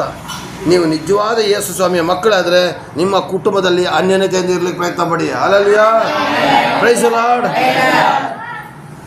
ಮತ್ತು ಆತನ ಮಗನಾದ ಯೇಸುವಿನ ರಕ್ತವು ಸಕಲ ಪಾಪವನ್ನು ನಿವಾರಣೆ ಮಾಡಿ ಶುದ್ಧಿ ಮಾಡ್ತದೆ. ಹಾಗಾದರೆ ಯೇಸುವಿನ ರಕ್ತ ನಮ್ಮದು ಒಂದು ಪಾಪ ತೆಗೆಯೋದಲ್ಲ, ಎರಡು ಪಾಪ ತೆಗೆಯೋದಲ್ಲ, ಪೂರ್ತಿ ಪಾಪನ ತೆಗೆದುಬಿಟ್ಟು ನಿಮ್ಮನ್ನು ಶುದ್ಧೀಕರಣ ಮಾಡುತ್ತದೆ. ಅದಕ್ಕೆ ಸಾಕ್ಷಿ ಚಿನ್ನ. ಅದಕ್ಕೆ ಸಾಕ್ಷಿ ಯಾವುದು? ಚಿನ್ನ. ಇದು ಮಣ್ಣೊಳಗಡೆ ಮಣ್ಣಾಗಿರ್ತದೆ. ಕೋಲಾರಕ್ಕೆ ಯಾರೆಲ್ಲ ಹೋಗಿದ್ದೀರೋ ಅವ್ರಿಗೆ ಗೊತ್ತಾಗ್ತದೆ. ಮಣ್ಣಿನೊಳಗಡೆ ಮಣ್ಣಾಗಿರ್ತದೆ. ಆ ಮಣ್ಣನ್ನು ತೆಗೆದು ಆ್ಯಸಿಡ್ ಮಿಕ್ಸ್ ಮಾಡಿ ಬೆಂಕಿಯಲ್ಲಿ ಹಾಕಿ ಕೂಲು ಮೇಲೆ ಕಾಯಿಸಿ ಒಡೆದು ಬಡಿದು ಇದ್ರ ವೇಸ್ಟ್ ತೆಗೆದಾದ ಮೇಲೇ ಇದು ಚಿನ್ನ ಆಗೋದು. ಹಾಗೇ ನೀವೆಲ್ಲರೂ ಕೂಡ ಅಪ್ಪಟ ಬಂಗಾರ. ಅಲ್ಲಲ್ಲ, ನೀವೆಲ್ಲ ಯಾರು? ಆದರೆ ನಿಮ್ಮಲ್ಲಿರ್ತಕ್ಕಂಥ ಕಲ್ಮಸನ ತೆಗೆದಾಕಬೇಕು ಅಷ್ಟೇ. ಎಲ್ಲರಲ್ಲೂ ಬಂಗಾರ ಇದೆ. ಬಂಗಾರ ಎಲ್ಲರಲ್ಲಿದೆ. ಅಲ್ಲಲ್ಲಿಯ ಆಗ ಹಾಡು ಹೇಳ್ದು, ನನ್ನ ಪ್ರಿಯ ಯೇಸುವೆ ನೀನು ಎಷ್ಟು ಸುಂದರ, ನನ್ನ ಭಾಳ ಬಂಗಾರ ಅಂತ ಹಾಡು ಹೇಳ್ದು ಅಲ್ವಾ? ಆ ಬಂಗಾರ ನಾನು ನೀನು ಕೂಡ. ಆದರೆ ನಮ್ಮಲ್ಲಿರೋ ಕಲ್ಮಸಗಳನ್ನ ತೆಗೆದುಹಾಕಿದ್ರೆ ಒರಿಜಿನಲ್ ಬಂಗಾರ ನಾವು ಆಗ್ತೀವಿ. ಅಲ್ಲಲ್ಲಿಯ ಹಾಗಾದರೆ ನಾನು ನೀನು ಯಾರು? ಬಂಗಾರ. ಯಾರು? ಹೇಳಿ ನಾನು ನೀನು ಯಾರು? ಬಂಗಾರ. ಆದರೆ ನಮ್ಮಲ್ಲಿರೋ ಕಲ್ಮಸ ಪೂರ್ತಿ ತೆಗೆದ್ರೆ ಅಪ್ಪಟ ಬಂಗಾರ. ಈಗ ಹೇಳಿ, ನೆಗಡೋದಲ್ಲ. ಈಗ ಹೇಳಿ ನೀನು ಬಂಗಾರ ಅಂತೇಳಿ ಕೈ ಕೊಟ್ಟು ಹೇಳಿ, ಜೋರಾಗಿ ಹೇಳಿ ಕೊಡಿ, ಕೈ ಕೊಡಿ ಬೇಗ ಬೇಗ. ನೀನು ಬಂಗಾರ. ನಿನ್ನಲ್ಲಿರೋ ಕಲ್ಮಸ ತೆಗೆದಾಕಿದ್ರೆ ಅಪ್ಪಟ ಬಂಗಾರ ನೀನು. ಅಪ್ಪಟ ಬಂಗಾರ. ಹಲ್ಲೆಲೂಯ, ಅಷ್ಟೇ. Hallelujah, hallelujah. ಈಗ ಯೇಸುವಿನ ರಕ್ತ ಏನು ಮಾಡ್ತೇವೆ ಗೊತ್ತಾ? ನಾವು ನಮ್ಮನ್ನು ಶುದ್ಧಿ ಮಾಡ್ತೇವೆ. ನಾವೆಲ್ಲ ಬೆಳಕಿನಲ್ಲಿರೋರೆ. ಆದರೆ ಬೆಳಕನ್ನ ಮರೆ ಮಾಡೋಕ್ಕೋಸ್ಕರ ಕೆಲವೊಂದು ಪಾಪಗಳು ನಮಗೆ ಬರ್ತಾ ಇದೆ ಪ್ರಿಯರೇ. ಕೋಪ, ಜಗಳ, ಕುಡುಕತನ, ಮೋಸ, ವೈಭಿಚಾರ, ಅಂಧಕಾರ ಶಕ್ತಿ. ಅಲ್ಲಿಗೆ ಹೋಗ್ಬಿಟ್ಟು ಅದು ತಿಂದ್ಬಿಡೋದು, ಇಲ್ಲಿ ಹೋಗ್ಬಿಟ್ಟು ಇದು ತಿಂದ್ಬಿಡೋದು. ಅದು ಏನು ಅದು ಇದು ನೀವು ಲೆಕ್ಕಾರ್ಥ ಅರ್ಥ ಮಾಡ್ಕೊಳ್ಳಿ ಆಯಿತಾ? ಇದೆಲ್ಲ ಮಾಡಿದಾಗ ನಾವು ಆ ಒಂದು ಬೆಳಕನ್ನು ಪಾಪ ಅಂತ ಹೇಳೋದು ಮುಚ್ಚಿಸ್ತಾ ಇರ್ತದೆ. ಆದರೆ ಯೇಸುವಿನ ರಕ್ತಕ್ಕೆ ಜಯ ಅಂತೇಳಿ ನೀವು ಪ್ರಾರ್ಥನೆ ಮಾಡಿ ನಿಮ್ಮಲ್ಲಿರೋ ಸಕಲ ಪಾಪವನ್ನು ಅದು ತೆಗೆದಾಕಿ ನೀವು ಪವರ್ಫುಲ್ ಬೆಳಕಲ್ಲಿರುವಾಗ ನಿಮ್ಮನ್ನು ಮಾಡ್ತದೆ. ನಿಮ್ಮನ್ನು ನೋಡಿದಾಗ ಅವ್ರು ಹೇಳ್ಬೇಕು, ಜನಗಳು ಹೇಳ್ಬೇಕು ಎಂದ ಗೊತ್ತಾ, ಎಷ್ಟು ಪವರ್ಫುಲ್ ಆಗಿದ್ದಾಳೆ. ಅಣ್ಣನ ಹೆಸರೇನು? ಉಮೇಶ ಸ್ಟಾರ್ಟಿಂಗಲ್ಲಿ ಸಖತ್ತಾಗಿ ಕುಡಿತಿದ್ದ, ಜಗಳಾಡ್ತಿದ್ದ. ಇವತ್ತು ಉಮೇಶನ ನೋಡೋಕ್ಕಾಗೋದಿಲ್ಲಪ್ಪ, ಅಪ್ಪಟ ಬೆಳಕಲ್ಲಿದ್ದಾನೆ ಅಂತ ಹೇಳ್ಬೇಕು ಜನ. ಅದಕ್ಕೆ ಒಂದೇ ಒಂದು ಶಕ್ತಿ, ಯೇಸುವಿನ ರಕ್ತವನ್ನು ನಿಮ್ಮ ತಲೆಯ ಮೇಲೆ ದಿನಾ ಪ್ರೋಕ್ಷಣೆ ಮಾಡ್ಕೊಳ್ಳಿ. ಯೇಸುವೆ ನಿನ್ನ ರಕ್ತದಿಂದ ನಾನು ಶುದ್ಧೀಕರಣ ಮಾಡ್ತಾಳೆ. ಇದ್ದಕ್ಕಿದ್ದಾಗನೇ ಕುಡಿತಾ ಇದ್ದಾಗ ಓಮಿಟ್ ಬರೋಕ್ಕೆ ಸ್ಟಾರ್ಟ್ ಆಗ್ತದೆ. ಇದ್ದಕ್ಕಿದ್ದಾಗನೇ ಹೆಂಡತಿ ಮಕ್ಕಳ ಮೇಲೆ ಪ್ರೀತಿ ಬರ್ತದೆ. ನೀವು ಅನ್ಯನತೆಯಲ್ಲಿ ಇಲ್ವಾ? ನಿಮ್ಮ ಹತ್ರ ಯೇಸು ರಕ್ತ ಹತ್ರಕ್ಕೆ ಬರೋದು ಇಲ್ಲ, ನೀವು ತೊಳೆಯಲು ಪಡೋದು ಇಲ್ಲ. ನಿಮ್ಮ ಕುಟುಂಬದಲ್ಲಿ ಅನ್ಯನತೆ ಇರಬೇಕು, ನಿಮ್ಮ ಸಭೆಯಲ್ಲಿ ಅನ್ಯನತೆ ಇರಬೇಕು, ನಿಮ್ಮ ಅಕ್ಕಪಕ್ಕದಲ್ಲಿ ಅನ್ಯನತೆ ಇರಬೇಕು. ನೀವು ಬೆಳಕಿನಲ್ಲಿ ಇದ್ದಿನಿಂದ ತೋರಿಸ್ಬೇಕಾದ್ರೆ ಇಲ್ಲಿ ವಾಕ್ಯ ಬರೆದಿದೆ. ಹಾಗಾದರೆ ಯೇಸುವಿನ ರಕ್ತವು ನಮ್ಮನ್ನು ಶುದ್ಧೀಕರಣ ಮಾಡ್ತದೆ. ಕೆಳಗಡೆ ವಾಕ್ಯ ಓದಿ, ಕೆಳಗಡೆ 8ನೇ ವಾಕ್ಯ ಓದಿ. ನಮ್ಮಲ್ಲಿ ಪಾಪವಿಲ್ಲವೆಂದು ನಾವು ಹೇಳಿದರೆ ನಮ್ಮನ್ನು ನಾವೇ ಮೋಸ ಮಾಡಿಸಿಕೊಳ್ಳುತ್ತೇವೆ ಮತ್ತು ಸತ್ಯವೆಂಬುದು ನಮ್ಮಲ್ಲಿಲ್ಲ. ನಮ್ಮಲ್ಲಿ ಪಾಪ ಇಲ್ಲ ಅಂತ ನಾಟಕ ಆಡ್ತೀರಾ? ನಾನೇನು ಪಾಪ ಮಾಡಿದೆ ಅಂಕಲ್, ನನಗೇ ಯಾಕೆ ಕಷ್ಟ ಅಂಕಲ್ ಹೇಳ್ಬೇಡಿ. ಎಲ್ಲರೂ ಪಾಪ ಮಾಡಿದವ್ರೆ. ಇವತ್ತು ಸುಮಾರು ಜನ ಬಾಯಲ್ಲಿ ಏನು ಬಿಡೋದು ನಿಖಿತ? ನಾನೇನು ಮಾಡ್ದೆ ಅಂಕಲ್? ನಾನೇನು ಪಾಪ ಮಾಡಿದ್ದೀನಿ ಅಂತ ನನಗೆ ಈ ಕಷ್ಟ? ನೀವೇ ದೊಡ್ಡ ಪಾಪಿ. ಅಲ್ಲಲ್ಲಿಯ ಪ್ರೈಸ್ ದಿ ಲಾರ್ಡ್. ಪಾಪ ಮಾಡಿಲ್ಲ ಅಂತ ಹೇಳ್ಬೇಡಿ, ಎಲ್ಲರೂ ಕೂಡ ಮಾಡಿದ್ದೀವಿ. ನಿಮ್ಮ ಸಭಾಪಾಲಕರಾದ ನಾನೂ ಕೂಡ ಪಾಪದಲ್ಲಿದ್ದೆ, ಆದರೆ ಯೇಸುವಿನ ರಕ್ತ ನನ್ನ ಶುದ್ಧೀಕರಣ ಮಾಡಿದೆ. ಹಾಗಾದರೆ ಯೇಸು ರಕ್ತ ನಿಮ್ಮ ಪಾಪನ ಶುದ್ಧೀಕರಣ ಮಾಡಬೇಕಿದ್ರೆ ಒಂದೇ ಒಂದು ಐಡಿಯಾ ಮಾಡ್ತೀರಾ? ಇವತ್ತೊಂದು ಐಡಿಯಾ ಕೊಡ್ತೀನಿ ನಿಮಗೆ, ಅದು ಮಾಡ್ತೀರಾ ತಾನೆ? ನಿಮ್ಮಲ್ಲಿರೋ ಪಾಪ ಎಲ್ಲ ಯೇಸು ರಕ್ತ ಶುದ್ಧೀಕರಣ ಬೇಕಿದ್ರೆ ಒಂದು ಐಡಿಯಾ ಮಾಡ್ತೀನಿ. ಅದೇ 9ನೇ ವಾಕ್ಯ ಓದಿ, ಅಲ್ಲಿ ಐಡಿಯಾ ಇದೆ. ನಮ್ಮ ಪಾಪವನ್ನು ಒಪ್ಪಿಕೊಂಡು ಅರಿಕೆ ಗಾಬರಿ ಮಾಡ್ಕೊಬೇಡ, ನಿಧಾನಕ್ಕೋದು. ಯಾರು ಮಾಡಿದರೆ ಆತನು ನಂಬಿಕಸ್ತನು ನೀತಿವಂತನು ಆಗಿರುವುದರಿಂದ ನಮ್ಮ ಪಾಪಗಳನ್ನು ಕ್ಷಮಿಸಿಬಿಟ್ಟು ಸಕಲ ಅನೀತಿಯನ್ನು ಪರಿಹರಿಸಿ ನಮ್ಮನ್ನು ಶುದ್ಧಿ ಮಾಡುವನು. ಹೆಂಗಂತೆ? ಯೇಸು ರಕ್ತನ ತೊಳಿಬೇಕಾ? ಮೊದಲದಾಗಿ ನಿಮ್ಮ ಪಾಪನ ಒಪ್ಕೋಬೇಕು. ನಾನು ವ್ಯಭಿಚಾರ ಮಾಡಿದ್ದೆ, ನಾನು ಅನ್ಯಾಯ ಮಾಡಿದ್ದೆ, ಅಕ್ರಮ ಮಾಡಿದ್ದೆ. ಒಂದು ಕೆಲಸ ಮಾಡಿ, ಮನುಷ್ಯರ ಮುಂದೆ ಒಪ್ಕೋಬೇಡಿ. ಅವರು ನಾಳೆ ನಿಮ್ಗೆ ಹೇಳ್ತಾರೆ, ನೀನು ಅಂಥವಳು ಕಣೆ, ನೀನು ಇಂಥವಳು ಕಣೆ, ನೀನು ಅಂಥವಳು ಕಾಣೋ, ನೀನು ಇಂಥವಳು ಕಾಣ್ತಾರೆ. ದೇವ್ರ ಮುಂದೆ ಒಪ್ಕೊಂಬಿಟ್ರೆ ನಿಮ್ಮ ಅಪ್ಪನಿಗೆ ಗೊತ್ತಾಯ್ತದ? ನಿಮ್ಮ ಅಮ್ಮನಿಗೆ ಗೊತ್ತಾಯ್ತದ? ನಿಮ್ಮ ಪಕ್ಕದ ಮನೆಗೆ ಗೊತ್ತಾಯ್ತದ? ನೀವು ಹೋಗ್ಬಿಟ್ಟು ಹೇಳಿ, ಅಪ್ಪ ಅಪ್ಪ ನಾವು ಒಂದು ಹುಡುಗಿ ಹಿಂಗೆ ಮಾಡ್ಬಿಟ್ರೆ ಪಾಠ ನೋಡಿತಾನೆ ಅವನು. ಆದರೆ ಯೇಸು ಸ್ವಾಮಿ ಜೊತೆ ಹೇಳಿ, ನಾನು ಇಂಥ ಪಾಪ ಮಾಡಿಬಿಟ್ಟೆ ಅಂತೇಳಿ. ತಪ್ಪ ಜೋರಾಗಿ ಮಾತಾಡಿ. ತಪ್ಪಾಯ್ತ ಕೇಣ ಕಣ್ಣಿ. ನಮ್ಮ ಅಜ್ಜಿ ಹೇಳ್ದಂಗೆ ಕೇಣು ಕಣ್ಣಿ, ಗೊತ್ತಾಯ್ತು? ನೀವು ಕೇಣು ಕಣ್ಣಿ ದೇವ್ರ ಇಲ್ಲಿ ಬರೆದಿದೆ. ನಮ್ಮ ಪಾಪಗಳನ್ನು ಒಪ್ಪಿಕೊಂಡು ಅರಕೆ ಮಾಡಿದರೆ ಆತನು ನಂಬಿಗಸ್ತನು ನೀತಿವಂತನು ಆಗಿರೋದ್ರಿಂದ ನಮ್ಮ ಪಾಪವನ್ನು ಕ್ಷಮಿಸ್ತಾರೆ. ಒಪ್ಪುಕೊಂಡ್ರೆ ಮಾತ್ರ ಕ್ಷಮೆ, ಒಪ್ಪುಕೊಂಡ್ರೆ ಕ್ಷಮ. ಇನ್ನು ಪಾಪದಲ್ಲೇ ಜೀವಿಸಬೇಡಿ. ಹಳೆ ಕಥೆಗಳನ್ನು ಮನೆಗಳಲ್ಲಿ ಮಾತಾಡಬೇಡಿ. ಒಳ್ಳೆಯ ಕಾರ್ಯಗಳಿದ್ರೆ ಮಾತಾಡಿ. ನಿನ್ನ ಗಂಡನ ಪ್ರಸನ್ನತೆಗೆ ವಿರುದ್ಧವಾಗಿ ನೀನು ಬಂದರೆ, ನಿನ್ನ ಹೆಂಡತಿಯ ಪ್ರಸನ್ನತೆಗೆ ವಿರುದ್ಧವಾಗಿ ಬಂದರೆ, ನಿನ್ನ ಸಭೆಯ ಪ್ರಸನ್ನತೆಗೆ ವಿರುದ್ಧವಾಗಿ ನೀನು ಬಂದರೆ ನಿಜವಾಗಿ ದೇವರ ಏಟು ತಿಂತೀಯ. ದೇವರ ಏಟು ತಿಂತೀಯೋ ಇಲ್ಲೋ ಗೊತ್ತಿಲ್ಲ, ಪರಲೋಕ ರಾಜ್ಯ ಅಂತ ಗ್ಯಾರಂಟಿ ಇಲ್ಲ. ಮೊದಲನೇದಾಗಿ ಇನ್ನೊಬ್ಬರು ಪ್ರಸನ್ನತೆನೂ ಹಾಳು ಮಾಡಬೇಡಿ. ನಿಮ್ಮ ಪಾಪನ ದಯವಿಟ್ಟು ನೀವು ಒಪ್ಕೊಳ್ಳಿ. ನನ್ನ ಮುಂದೆ ಒಪ್ಪಬೇಡಿ, ನಾನು ಕೂಡ ಸರಿ ಇಲ್ಲ. ದೇವರ ಮುಂದೆ ಒಪ್ಕೊಳ್ಳಿ. ಒಪ್ಕೊಳ್ಳೋಕೆ ಟೈಮ್ ಯಾವಾಗುತ್ತಾ? ಮನೇಲಿ ಒಬ್ಬನೇ ಇದ್ದಾಗ ಉಮೇಶ್ ಅಣ್ಣ ಒಂದು ಕೆಲಸ ಮಾಡಿ, ಹೆಂಡತಿ ಮಕ್ಕಳೆಲ್ಲ ಈ ಕಡೆ ಬಂದಾಗ ರೂಮಲ್ಲಿ ಮಂಡಿ ಕಾಲು ಹಾಕ್ಬಿಟ್ಟು, ದೇವರೇ ನಾನು ಇಂತೆಲ್ಲ ತಪ್ಪು ಮಾಡಿದ್ದೀನಿ, ಅದರಲ್ಲಿ ಯೋಚನೆ ಬರುವಂಥದ್ದನ್ನೆಲ್ಲ ಹೇಳಿ. ಯೋಚನೆ ಬರೋದಿರೋದು ದೇವ್ರಿಗೆ ಗೊತ್ತಿದೆ. ಯೋಚನೆ ಬರುವಂತನ ನೀನು ಅಷ್ಟೇ ಎಲ್ಲಾದರೂ ಒಂದು ಕಡೆಗೆ ಹೋಗ್ಬಿಟ್ಟು ಕೂತ್ಕೊಂಡು, ಅಪ್ಪ ನಾನು ನಿನಗೆ ವಿರುದ್ಧವಾಗಿ ಎಷ್ಟೋ ತಪ್ಪು ಮಾಡಿದ್ದೀನಪ್ಪ, ನಾನು ಇಷ್ಟು ಚಿಕ್ಕ ವಯಸ್ಸಲ್ಲಿ ಮಾಡಬಾರ್ದು ತಪ್ಪುಗಳನ್ನ ಮಾಡಿದ್ದೀನಪ್ಪ, ನನ್ನ ಕ್ಷಮಿಸಿಬಿಡಪ್ಪ ಅಂತ ನೀವು ಪ್ರಾರ್ಥನೆ ಮಾಡಿದ್ರೆ ಯೇಸು ರಕ್ತ ನಿನ್ನ ಸಕಲ ಅನೀತಿಯನ್ನು ಪರಿಹಾರ ಮಾಡಿ ನಿನ್ನನ್ನು ಶುದ್ಧ ಮಾಡ್ತದೆ. ನೀನು ಯೋಚನೆ ಬಂದಿರೋ ಪಾಪಗಳನ್ನ ಒಪ್ಕೊಂಡ್ರೆ ಸಾಕು, ಯೋಚನೆ ಬರದಿರತಕ್ಕಂಥ ಎಲ್ಲ ಪಾಪಗಳನ್ನು ಶುದ್ಧ ಮಾಡ್ತದಂತೆ. ಎಲ್ಲ ಲೀಸ್ಟ್ ಮಾಡಿ ಹೇಳಬೇಕು ಅಂತಿಲ್ಲ. ನೀವು ಮಾಡತಕ್ಕಂಥ ಪಾಪಗಳನ್ನ ಬಾಯಿ ಬಿಟ್ಟು ಹೇಳಿ ಒಪ್ಕೊಳ್ಳಿ. ನಾನು ಕೂಡ ಇವತ್ತು ಮನೆಗೆ ಹೋದ್ಮೇಲೆ ನಾನು ಮಾಡಿರ್ತಕ್ಕಂಥ ತಪ್ಪುಗಳನ್ನು ಪಾಪಗಳನ್ನು ಒಪ್ಕೊಳ್ತೀನಿ. ನೀವು ಒಪ್ಕೊಳ್ತೀರಾ? ಗ್ಯಾರಂಟಿನಾ? ಅಪ್ಪ ಮನೆ ಕೇಳೋಂಗೆ ಒಪ್ಕೋಬೇಡಪ್ಪ, ಅಪ್ಪ ಮನೆ ಕೇಳೋಂಗೆ ಒಪ್ಕೋಬೇಡಿ, ಅತ್ತೆ ಮನೆ ಕೇಳೋಂಗೆ ಒಪ್ಕೋಬೇಡಿ. ನೀವು ಪರ್ಸನಲಾಗಿ ಒಪ್ಕೊಳ್ಳಿ. ಯಾಕೆ ಗೊತ್ತಾ? ನನ್ನ ದೇವರು ನಿನ್ನ ಹೆಂಡತಿಯ ಜೊತೆಲಿದ್ದಾರೆ, ನಿನ್ನ ಜೊತೆಯಲ್ಲೂ ಇದ್ದಾರೆ, ನಿನ್ನ ಮಕ್ಕಳ ಜೊತೆಲಿದ್ದಾರೆ. ನಾವು ಸಪ್ರೇಟಾಗಿ ಹೋಗಿ ಕೇಳೋಣ. ಅಲ್ಲೆಲ್ಲಿಯ ಹಾಗಾದರೆ ಬರೋವರ ಬಂದಾಗ ಎಲ್ಲರೂ ಬೆಳಕಲ್ಲಿ ಇರ್ತೀರಾ ಇಲ್ವಾ? ಅಲ್ಲ, ಇನ್ನೂ ಹಂಗೇನೇ ಕತ್ತಲೆ ಡಿಂಕಟಿಕ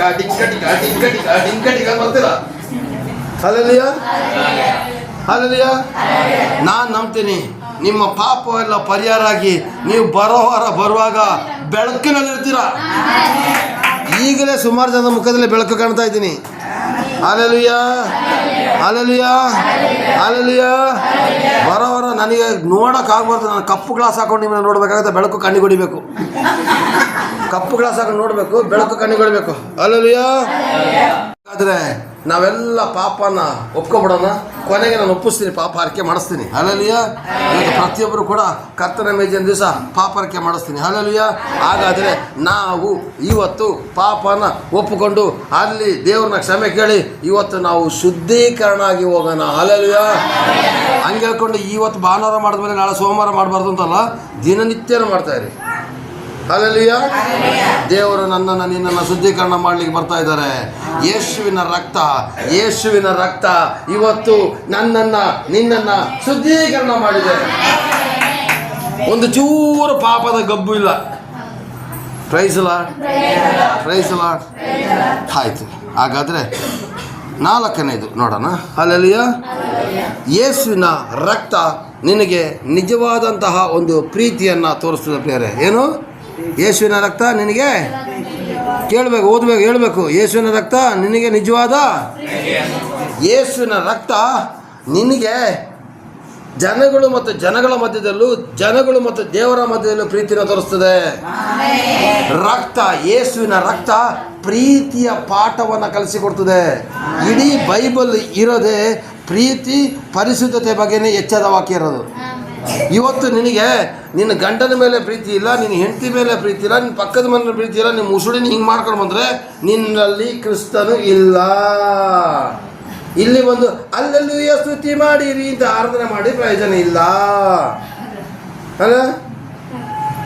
ನೀವು ಇಲ್ಲಿ ದೇವರ ಹತ್ರ ಹೆಂಗಿರ್ತೀರೋ ಹಂಗೇನೆ ನಿಮ್ಮ ಮನೆಯಲ್ಲಿ, ನಿಮ್ಮ ಕುಟುಂಬದಲ್ಲಿ, ನಿಮ್ಮ ವಾತಾವರಣಗಳಲ್ಲಿ ನೀವು ಇರಬೇಕು. ಹಾಗಾದರೆ ಯೇಸುವಿನ ರಕ್ತ ನಿನ್ನ ಮೇಲೆ ಅಮೂಲ್ಯವಾದ ಪ್ರೀತಿಯನ್ನು ತೋರಿಸ್ತದೆ ಪ್ರಿಯರೇ. ಅದಕ್ಕೆ ಸಾಕ್ಷಿ ರೋಮಾಪುರ 5:8 ಓದಪ್ಪ. ಯಾರು ಓದ್ತೀರಾ? 5:8. ಆದರೆ ನಾವು ಪಾಪಿಗಳಾಗಿದ್ದಾಗಲೂ ಕ್ರಿಸ್ತನು ನಮಗೋಸ್ಕರ ಪ್ರಾಣ ಕೊಟ್ಟಿದ್ದರಲ್ಲಿ ದೇವರು ನಮ್ಮ ಮೇಲೆ ತನಗಿರುವ ಪ್ರೀತಿಯನ್ನು ಸಿದ್ಧಾಂತಪಡಿಸಿದ್ದಾನೆ. ಅವರು ತನ್ನ ರಕ್ತವನ್ನು ಕೊಟ್ಟು ತನ್ನ ಪ್ರಾಣವನ್ನು ಬಲಿ ಕೊಡೋಷ್ಟು ನಿಮ್ಮನ್ನ ಪ್ರೀತಿ ಮಾಡಿದಾರೆ ಕಣ್ರಿ. ಇವತ್ತು ನಿನ್ನ ಮಗನಿಗೆ ಒಂದು ಕಿಡ್ನಿ ಫೇಲರ್ ಆಗಿದ್ರೆ, ಒಂದು ಕಿಡ್ನಿ ಕೊಡಿದ್ರೆ ಅವ್ವ ನಾಟಕ ಆಡ್ತಾಳೆ, ನನ್ನ ಕಿಡ್ನಿ ಕೊಡೋಕ್ಕಾಗೋದಿಲ್ಲ ಕಣ್ರಿದ್ರೆ ಅಪ್ಪನ ಕಿಡ್ನಿ ಕೇಳಲಿಕ್ಕೆ ಕೊಡೋದಿಲ್ಲ. ಅಲ್ಲಲ್ಲಿಯ ಒಂದು ನಿಮಿಷ ಚೆನ್ನಾಗಿ ಅರ್ಥ ಮಾಡ್ಕೊಳ್ಳಿ. ಮಗನ ದೇಹದಲ್ಲಿ ಒಂದು ಕಿಡ್ನಿ ಹೋಗಿದ್ರೆ ಅಪ್ಪ ಅಮ್ಮ ಕೊಡಬೇಕಾದ್ರೆ 100 ಸಲ ಯೋಚನೆ ಮಾಡ್ತಾರೆ. ಆದರೆ ನನ್ನ ಸ್ವಾಮಿ ಇಡೀ ದೇಹನೇ ನಿಮಗೋಸ್ಕರ ಸಮರ್ಪಣೆ ಮಾಡಿ ಪವಿತ್ರವಾದ ರಕ್ತವನ್ನು ಈ ಭೂಮಿಗೆ ಸುರಿಸಿ ನಿಮ್ಮ ಮೇಲೆ ಪ್ರೀತಿ ತೋರಿಸಿದ್ದಾರೆ ಕಣ್ರಿ. ಹಾಲೆಲೂಯಾ. ಒಬ್ಬ ಸ್ನೇಹಿತ ಮತ್ತೊಬ್ಬ ಸ್ನೇಹಿತನೇ ಪ್ರಾಣ ಕೊಡಬೇಕು ಯೋಚನೆ ಮಾಡ್ತಾನೆ. ಆದರೆ ನನ್ನ ದೇವರು ನಿನಗೋಸ್ಕರ ಪರಲೋಕದಿಂದ ದೈವ ಪದವಿಯನ್ನು ಬಿಟ್ಟು ಈ ಲೋಕಕ್ಕೆ ಬಂದಿದ್ದೆ ನಿನ್ನ ಮೇಲೆ ಪ್ರೀತಿಯಿಂದ, ನನ್ನ ಮೇಲೆ ಪ್ರೀತಿಯಿಂದ. ದೇವರು ಸ್ವಂತ ಮಗನನ್ನೇ ಕಳಿಸ್ಕೊಟ್ರು ಕಣ್ರಿ. ನಿನ್ನನ್ನು ಪ್ರೀತಿ ಮಾಡೋದಕ್ಕೋಸ್ಕರ ಅವರು ಬಲಿಯಾಗಿ ಬಂದರು.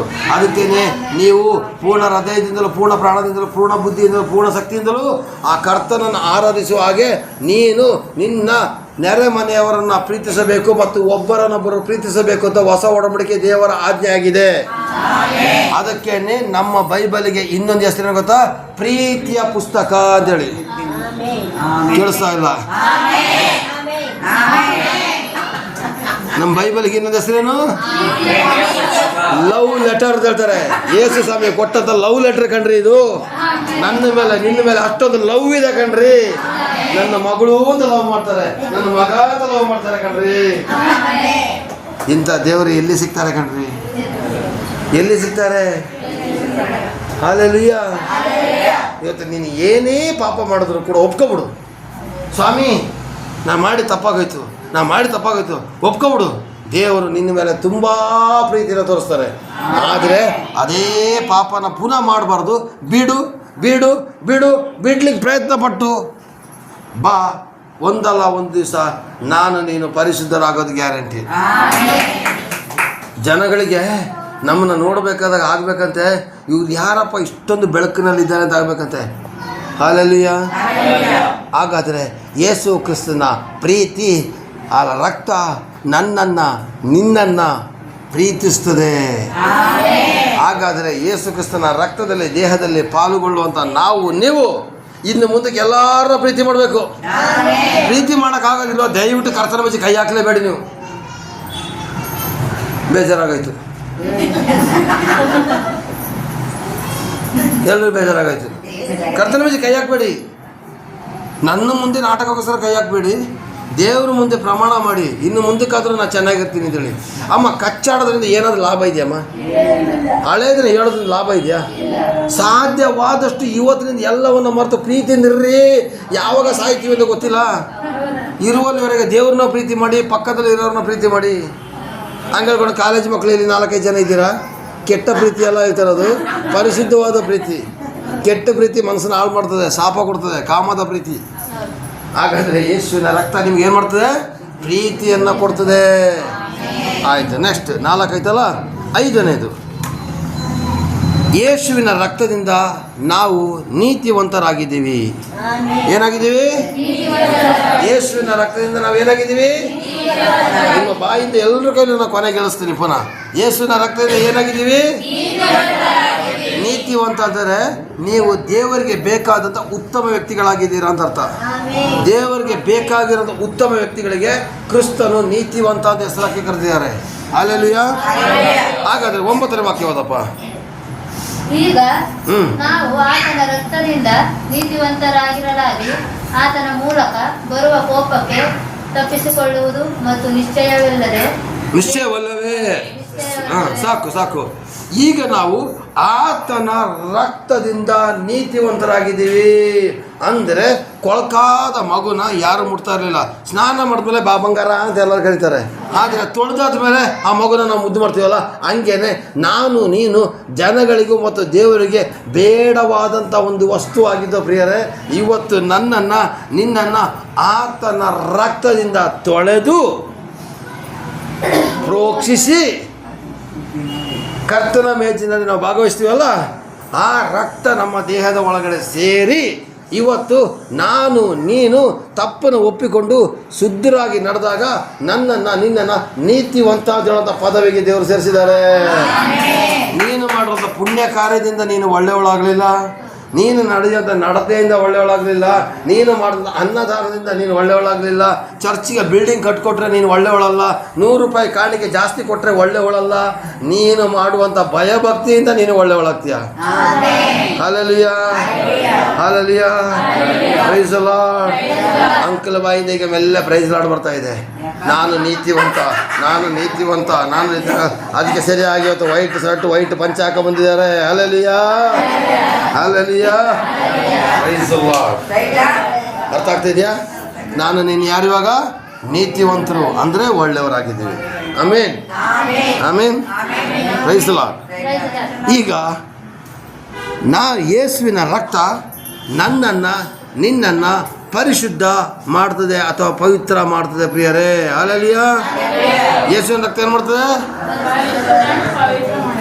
ನಾನು ಆಗಲೇ ಹೇಳಿದಾಗೆ ಇವತ್ತು ಸ್ನಾನ ಮಾಡಿ ಸಾಯಂಕಾಲ ಆದಾಗ ಪುನಃ ಸ್ನಾನ ಮಾಡಬೇಕು. ದಿನ ಸ್ನಾನ ಮಾಡಬೇಕು. ನಿಜವಾದ ಒಂದು ಒಳ್ಳೆ ವ್ಯಕ್ತಿ ಆದರೆ ತಪ್ಪು ತಿಳ್ಕೊಬೇಡಿ. 2 ದಿವಸ 3 ದಿವಸ ಸ್ನಾನ ಮಾಡೋರು ನನಗೆ ಬೈಬೇಡಿ. ನಾನು ಕಣ್ಣು ಮುಚ್ಕೊಂಡಿದ್ದೀನಿ. ಹಲ್ಲೆಲೂಯಾ. ದಿನ ಸ್ನಾನ ಮಾಡೋದು ತುಂಬ ಒಳ್ಳೆಯದು. 2 ಟೈಮ್ ಮಾಡಿದ್ರೂ ಒಳ್ಳೆಯದೇ. ನಮ್ಮ ದೇಹನ ನಾವು ಶುದ್ಧ ಮಾಡ್ಕೊಂಡಷ್ಟು ಒಳ್ಳೆಯದೇ. ಹಾಗೆಯೇ ಯೇಸು ಸ್ವಾಮಿ ನನ್ನ ಪ್ರಾಣ, ನನ್ನ ಆತ್ಮ, ನನ್ನ ಶರೀರನ ಯೇಸುವಿನ ರಕ್ತ ದಿನ ಪವಿತ್ರ ಮಾಡ್ತದೆ, ಶುದ್ಧ ಮಾಡ್ತದೆ ಪ್ರಿಯರೇ. ಹಾಗಾದರೆ ಆ ವಾಕ್ಯ ಅಂತ ನೋಡೋಣ. ಇಬ್ರಿಯ 13:12 ವಾಕ್ಯ. 1 ನಿಮಿಷ ಟಿ ವಿಲೇ ಓದಿ ಸಾಕು. 13:12. ಅದರಂತೆ ಯೇಸು ಕೂಡ ಸ್ವಂತ ರಕ್ತ ಜೋರಾಗಿ ಅದರಂತೆ ಯೇಸು ಕೂಡ ಸ್ವಂತ ರಕ್ತದಿಂದ ತನ್ನ ಜನರನ್ನು ಪವಿತ್ರಪಡಿಸುವುದಕ್ಕೋಸ್ಕರ ಪಟ್ಟಣದವರೆಗೆ ತಂದನು. 1 ನಿಮಿಷ ಇಲ್ಲಿ 11 ಓದಿ. ಮಹಾಯಾಜಕನು ಇಬ್ಬರೇ 13:11 ಸ್ವಲ್ಪ ಜೋರಾಗಿ ಓದಿ ಮಗನೇ. ಮಹಾಯಾಜಕನು ದೋಷ ಪರಿಹಾರ ಯಜ್ಞದ ಪಶುಗಳ ರಕ್ತವನ್ನು ತೆಗೆದುಕೊಂಡು ಪವಿತ್ರ ಸ್ಥಾನದೊಳಗೆ ಹೋಗಲು ಆ ಪಶುಗಳ ದೇಹಗಳು ಪಾಳೆಯಾದ ಆಚೆ ಅದರಂತೆ ಯೇಸು ಕೂಡ ಸ್ವಂತ ರಕ್ತದಿಂದ ತನ್ನ ಜನರನ್ನು ಪವಿತ್ರಪಡಿಸುವುದಕ್ಕೋಸ್ಕರ ಪಟ್ಟಣದ ಹೊರಗೆ ಸತ್ತನು. ಯೇಸು ತನ್ನ ಸ್ವಂತ ಪವಿತ್ರಗೊಳಿಸುವುದಕ್ಕೋಸ್ಕರ ಪಟ್ಟಣದ ಹೊರಗೆ ಸತ್ತನು. ಈಗ ಪ್ರಾಣಿಗಳನ್ನು ಬಲಿ ಕೊಟ್ಟಾದ್ಮೇಲೆ ನಾವೀಗ ಏನು ಮಾಡ್ತೀವಿ ಗೊತ್ತಾ? ಬಲಿ ಕೊಟ್ಟಾದ್ಮೇಲೆ ಈಗಿನ ಕಾಲ ಜನ ಏನು ಬಲಿ ಕೊಟ್ಟಾದ್ಮೇಲೆ ಅದನ್ನ ಏನು ಮಾಡ್ತೀವಿ? ತಗೊಂಡು ತಿಂದ್ಬಿಡ್ತೀವಿ. ಲೆಕ್ಕದಲ್ಲಿ ಪಾಪ ಪರಿಹಾರಕ್ಕೆ ಅಂತ ನೀವು ಬಲಿ ಕೊಟ್ಟ ಮೇಲೆ ಅದನ್ನು ಪಟ್ಟಣದ ಹೊರಗಡೆ ಸುಟ್ಟಾಕ್ಬಿಡ್ಬೇಕು ಆ ಪ್ರಾಣಿನ. ಕೇಳಿಸ್ಕೊಳ್ತಾ ಇದೆಯಾ? ಇವತ್ತು ಕೋಳಿನ ಬಲಿ ಕೊಟ್ಟರೆ ಎಷ್ಟು ಜನ ಇದ್ರೆ ಕೈ ಎತ್ತಿ. ಎಲ್ಲ ಬಲಿ ಕೊಡ್ತಿರ್ತಾರೆ. ಆ ಕೋಳಿನ ವಾಪಸ್ ಮನೆ ತಗೊಂಡೋದ್ರೆ ಸುಟ್ಟಾಕ್ಬಿಟ್ರು. ನಮ್ಮ ಬೈಬಲ್ ಹೇಳ್ತಿದೆ, ನೀವು ಪ್ರಾಣಿನ ಬಲಿ ಕೊಟ್ಟಾದ್ಮೇಲೆ ಅದನ್ನ ಊರಿಂದ ಹೊರಗಡೆ ಹೋಗಿ ಸುಟ್ಟಾಕ್ಬಿಡ್ಬೇಕು. ಅದನ್ನೇ ಪುನಃ ತಿಂದ್ರೆ ಅಲ್ಲಿ ಏನಾಯ್ತು? ಹೋದ ಪಾಪ ಬಂತು. ಅಲ್ಲಲ್ಲಿ ಎಷ್ಟು ಬುದ್ಧಿವಂತ ಜನ. ದೇವ್ರ ಹೆಸರಲ್ಲಿ ಬಲಿ ಕೊಟ್ಬಿಡೋದು, ರಕ್ತನ ಸುರಿಸ್ಬಿಡೋದು, ಮಾಂಸಕ್ಕೋಸ್ಕರ ಎತ್ಕೊಂಡೋಗ್ಬಿಟ್ಟು ಚೆನ್ನಾಗಿ ತಿನ್ನೋದು. ಹೆಸರು ದೇವ್ರದು, ತಿನ್ನೋದು ನೀವು. ನಿಜಾನ? ಇಲ್ಲಿ ಇಲ್ಲಿ ಇಲ್ಲಿ ಬರ್ತಿದೆ ಹಳೆ ಒಡಂಬಡಿಕೆ. ಯೇಸು ಸ್ವಾಮಿ ಬರೋದಕ್ಕಿಂತ ಮೊದಲು ಹಳೆ ಒಡಂಬಡಿಕೆ, ಯೇಸು ಸ್ವಾಮಿ ಬಂದ ನಂತರ ಹೊಸ ಒಡಂಬಡಿಕೆ. ಯೇಸು ಸ್ವಾಮಿ ಬರೋದಕ್ಕಿಂತ ಮೊದಲು ಪಾಪಕ್ಕೋಸ್ಕರ ಪ್ರಾಣಿಗಳ ದೇಹ ಬಲಿ ಕೊಟ್ಟಾದ್ಮೇಲೆ ಪಟ್ಟಣದ ಹೊರಗಡೆ ಸುಡ್ತಿದ್ರಂತೆ. ಹಾಗೇನೆ ಯೇಸು ಸ್ವಾಮಿನೂ ಕೂಡ ಪವಿತ್ರವಾದಂಥ ಭೂಮಿಗೆ ನಮಗೆ ಇಲ್ಲಿ ರಕ್ತ ಸುರಿಸಿ ಅವರ ದೇಹನೂ ಕೂಡ ಆ ಪಟ್ಟಣದ ಹೊರಗಡೆ ಆ ಸಿಲುಬೆಗೆ ಏರಿಸಿದ್ದು ಯಾಕೋತಾ? ನಿನ್ನ ದೇಹನ ಪವಿತ್ರಗೊಳಿಸೋಕ್ಕೋಸ್ಕರ. ಅರ್ಥ ಮಾಡ್ಕೊಳ್ಳಿ. ಇನ್ನೊಂದ್ಸಲ ನಾನು ವಾಕ್ಯ ಓದ್ತೀನಿ. ಮಕ್ಕಳೇ ಗಲಾಟೆ ಮಾಡಬೇಡಿ.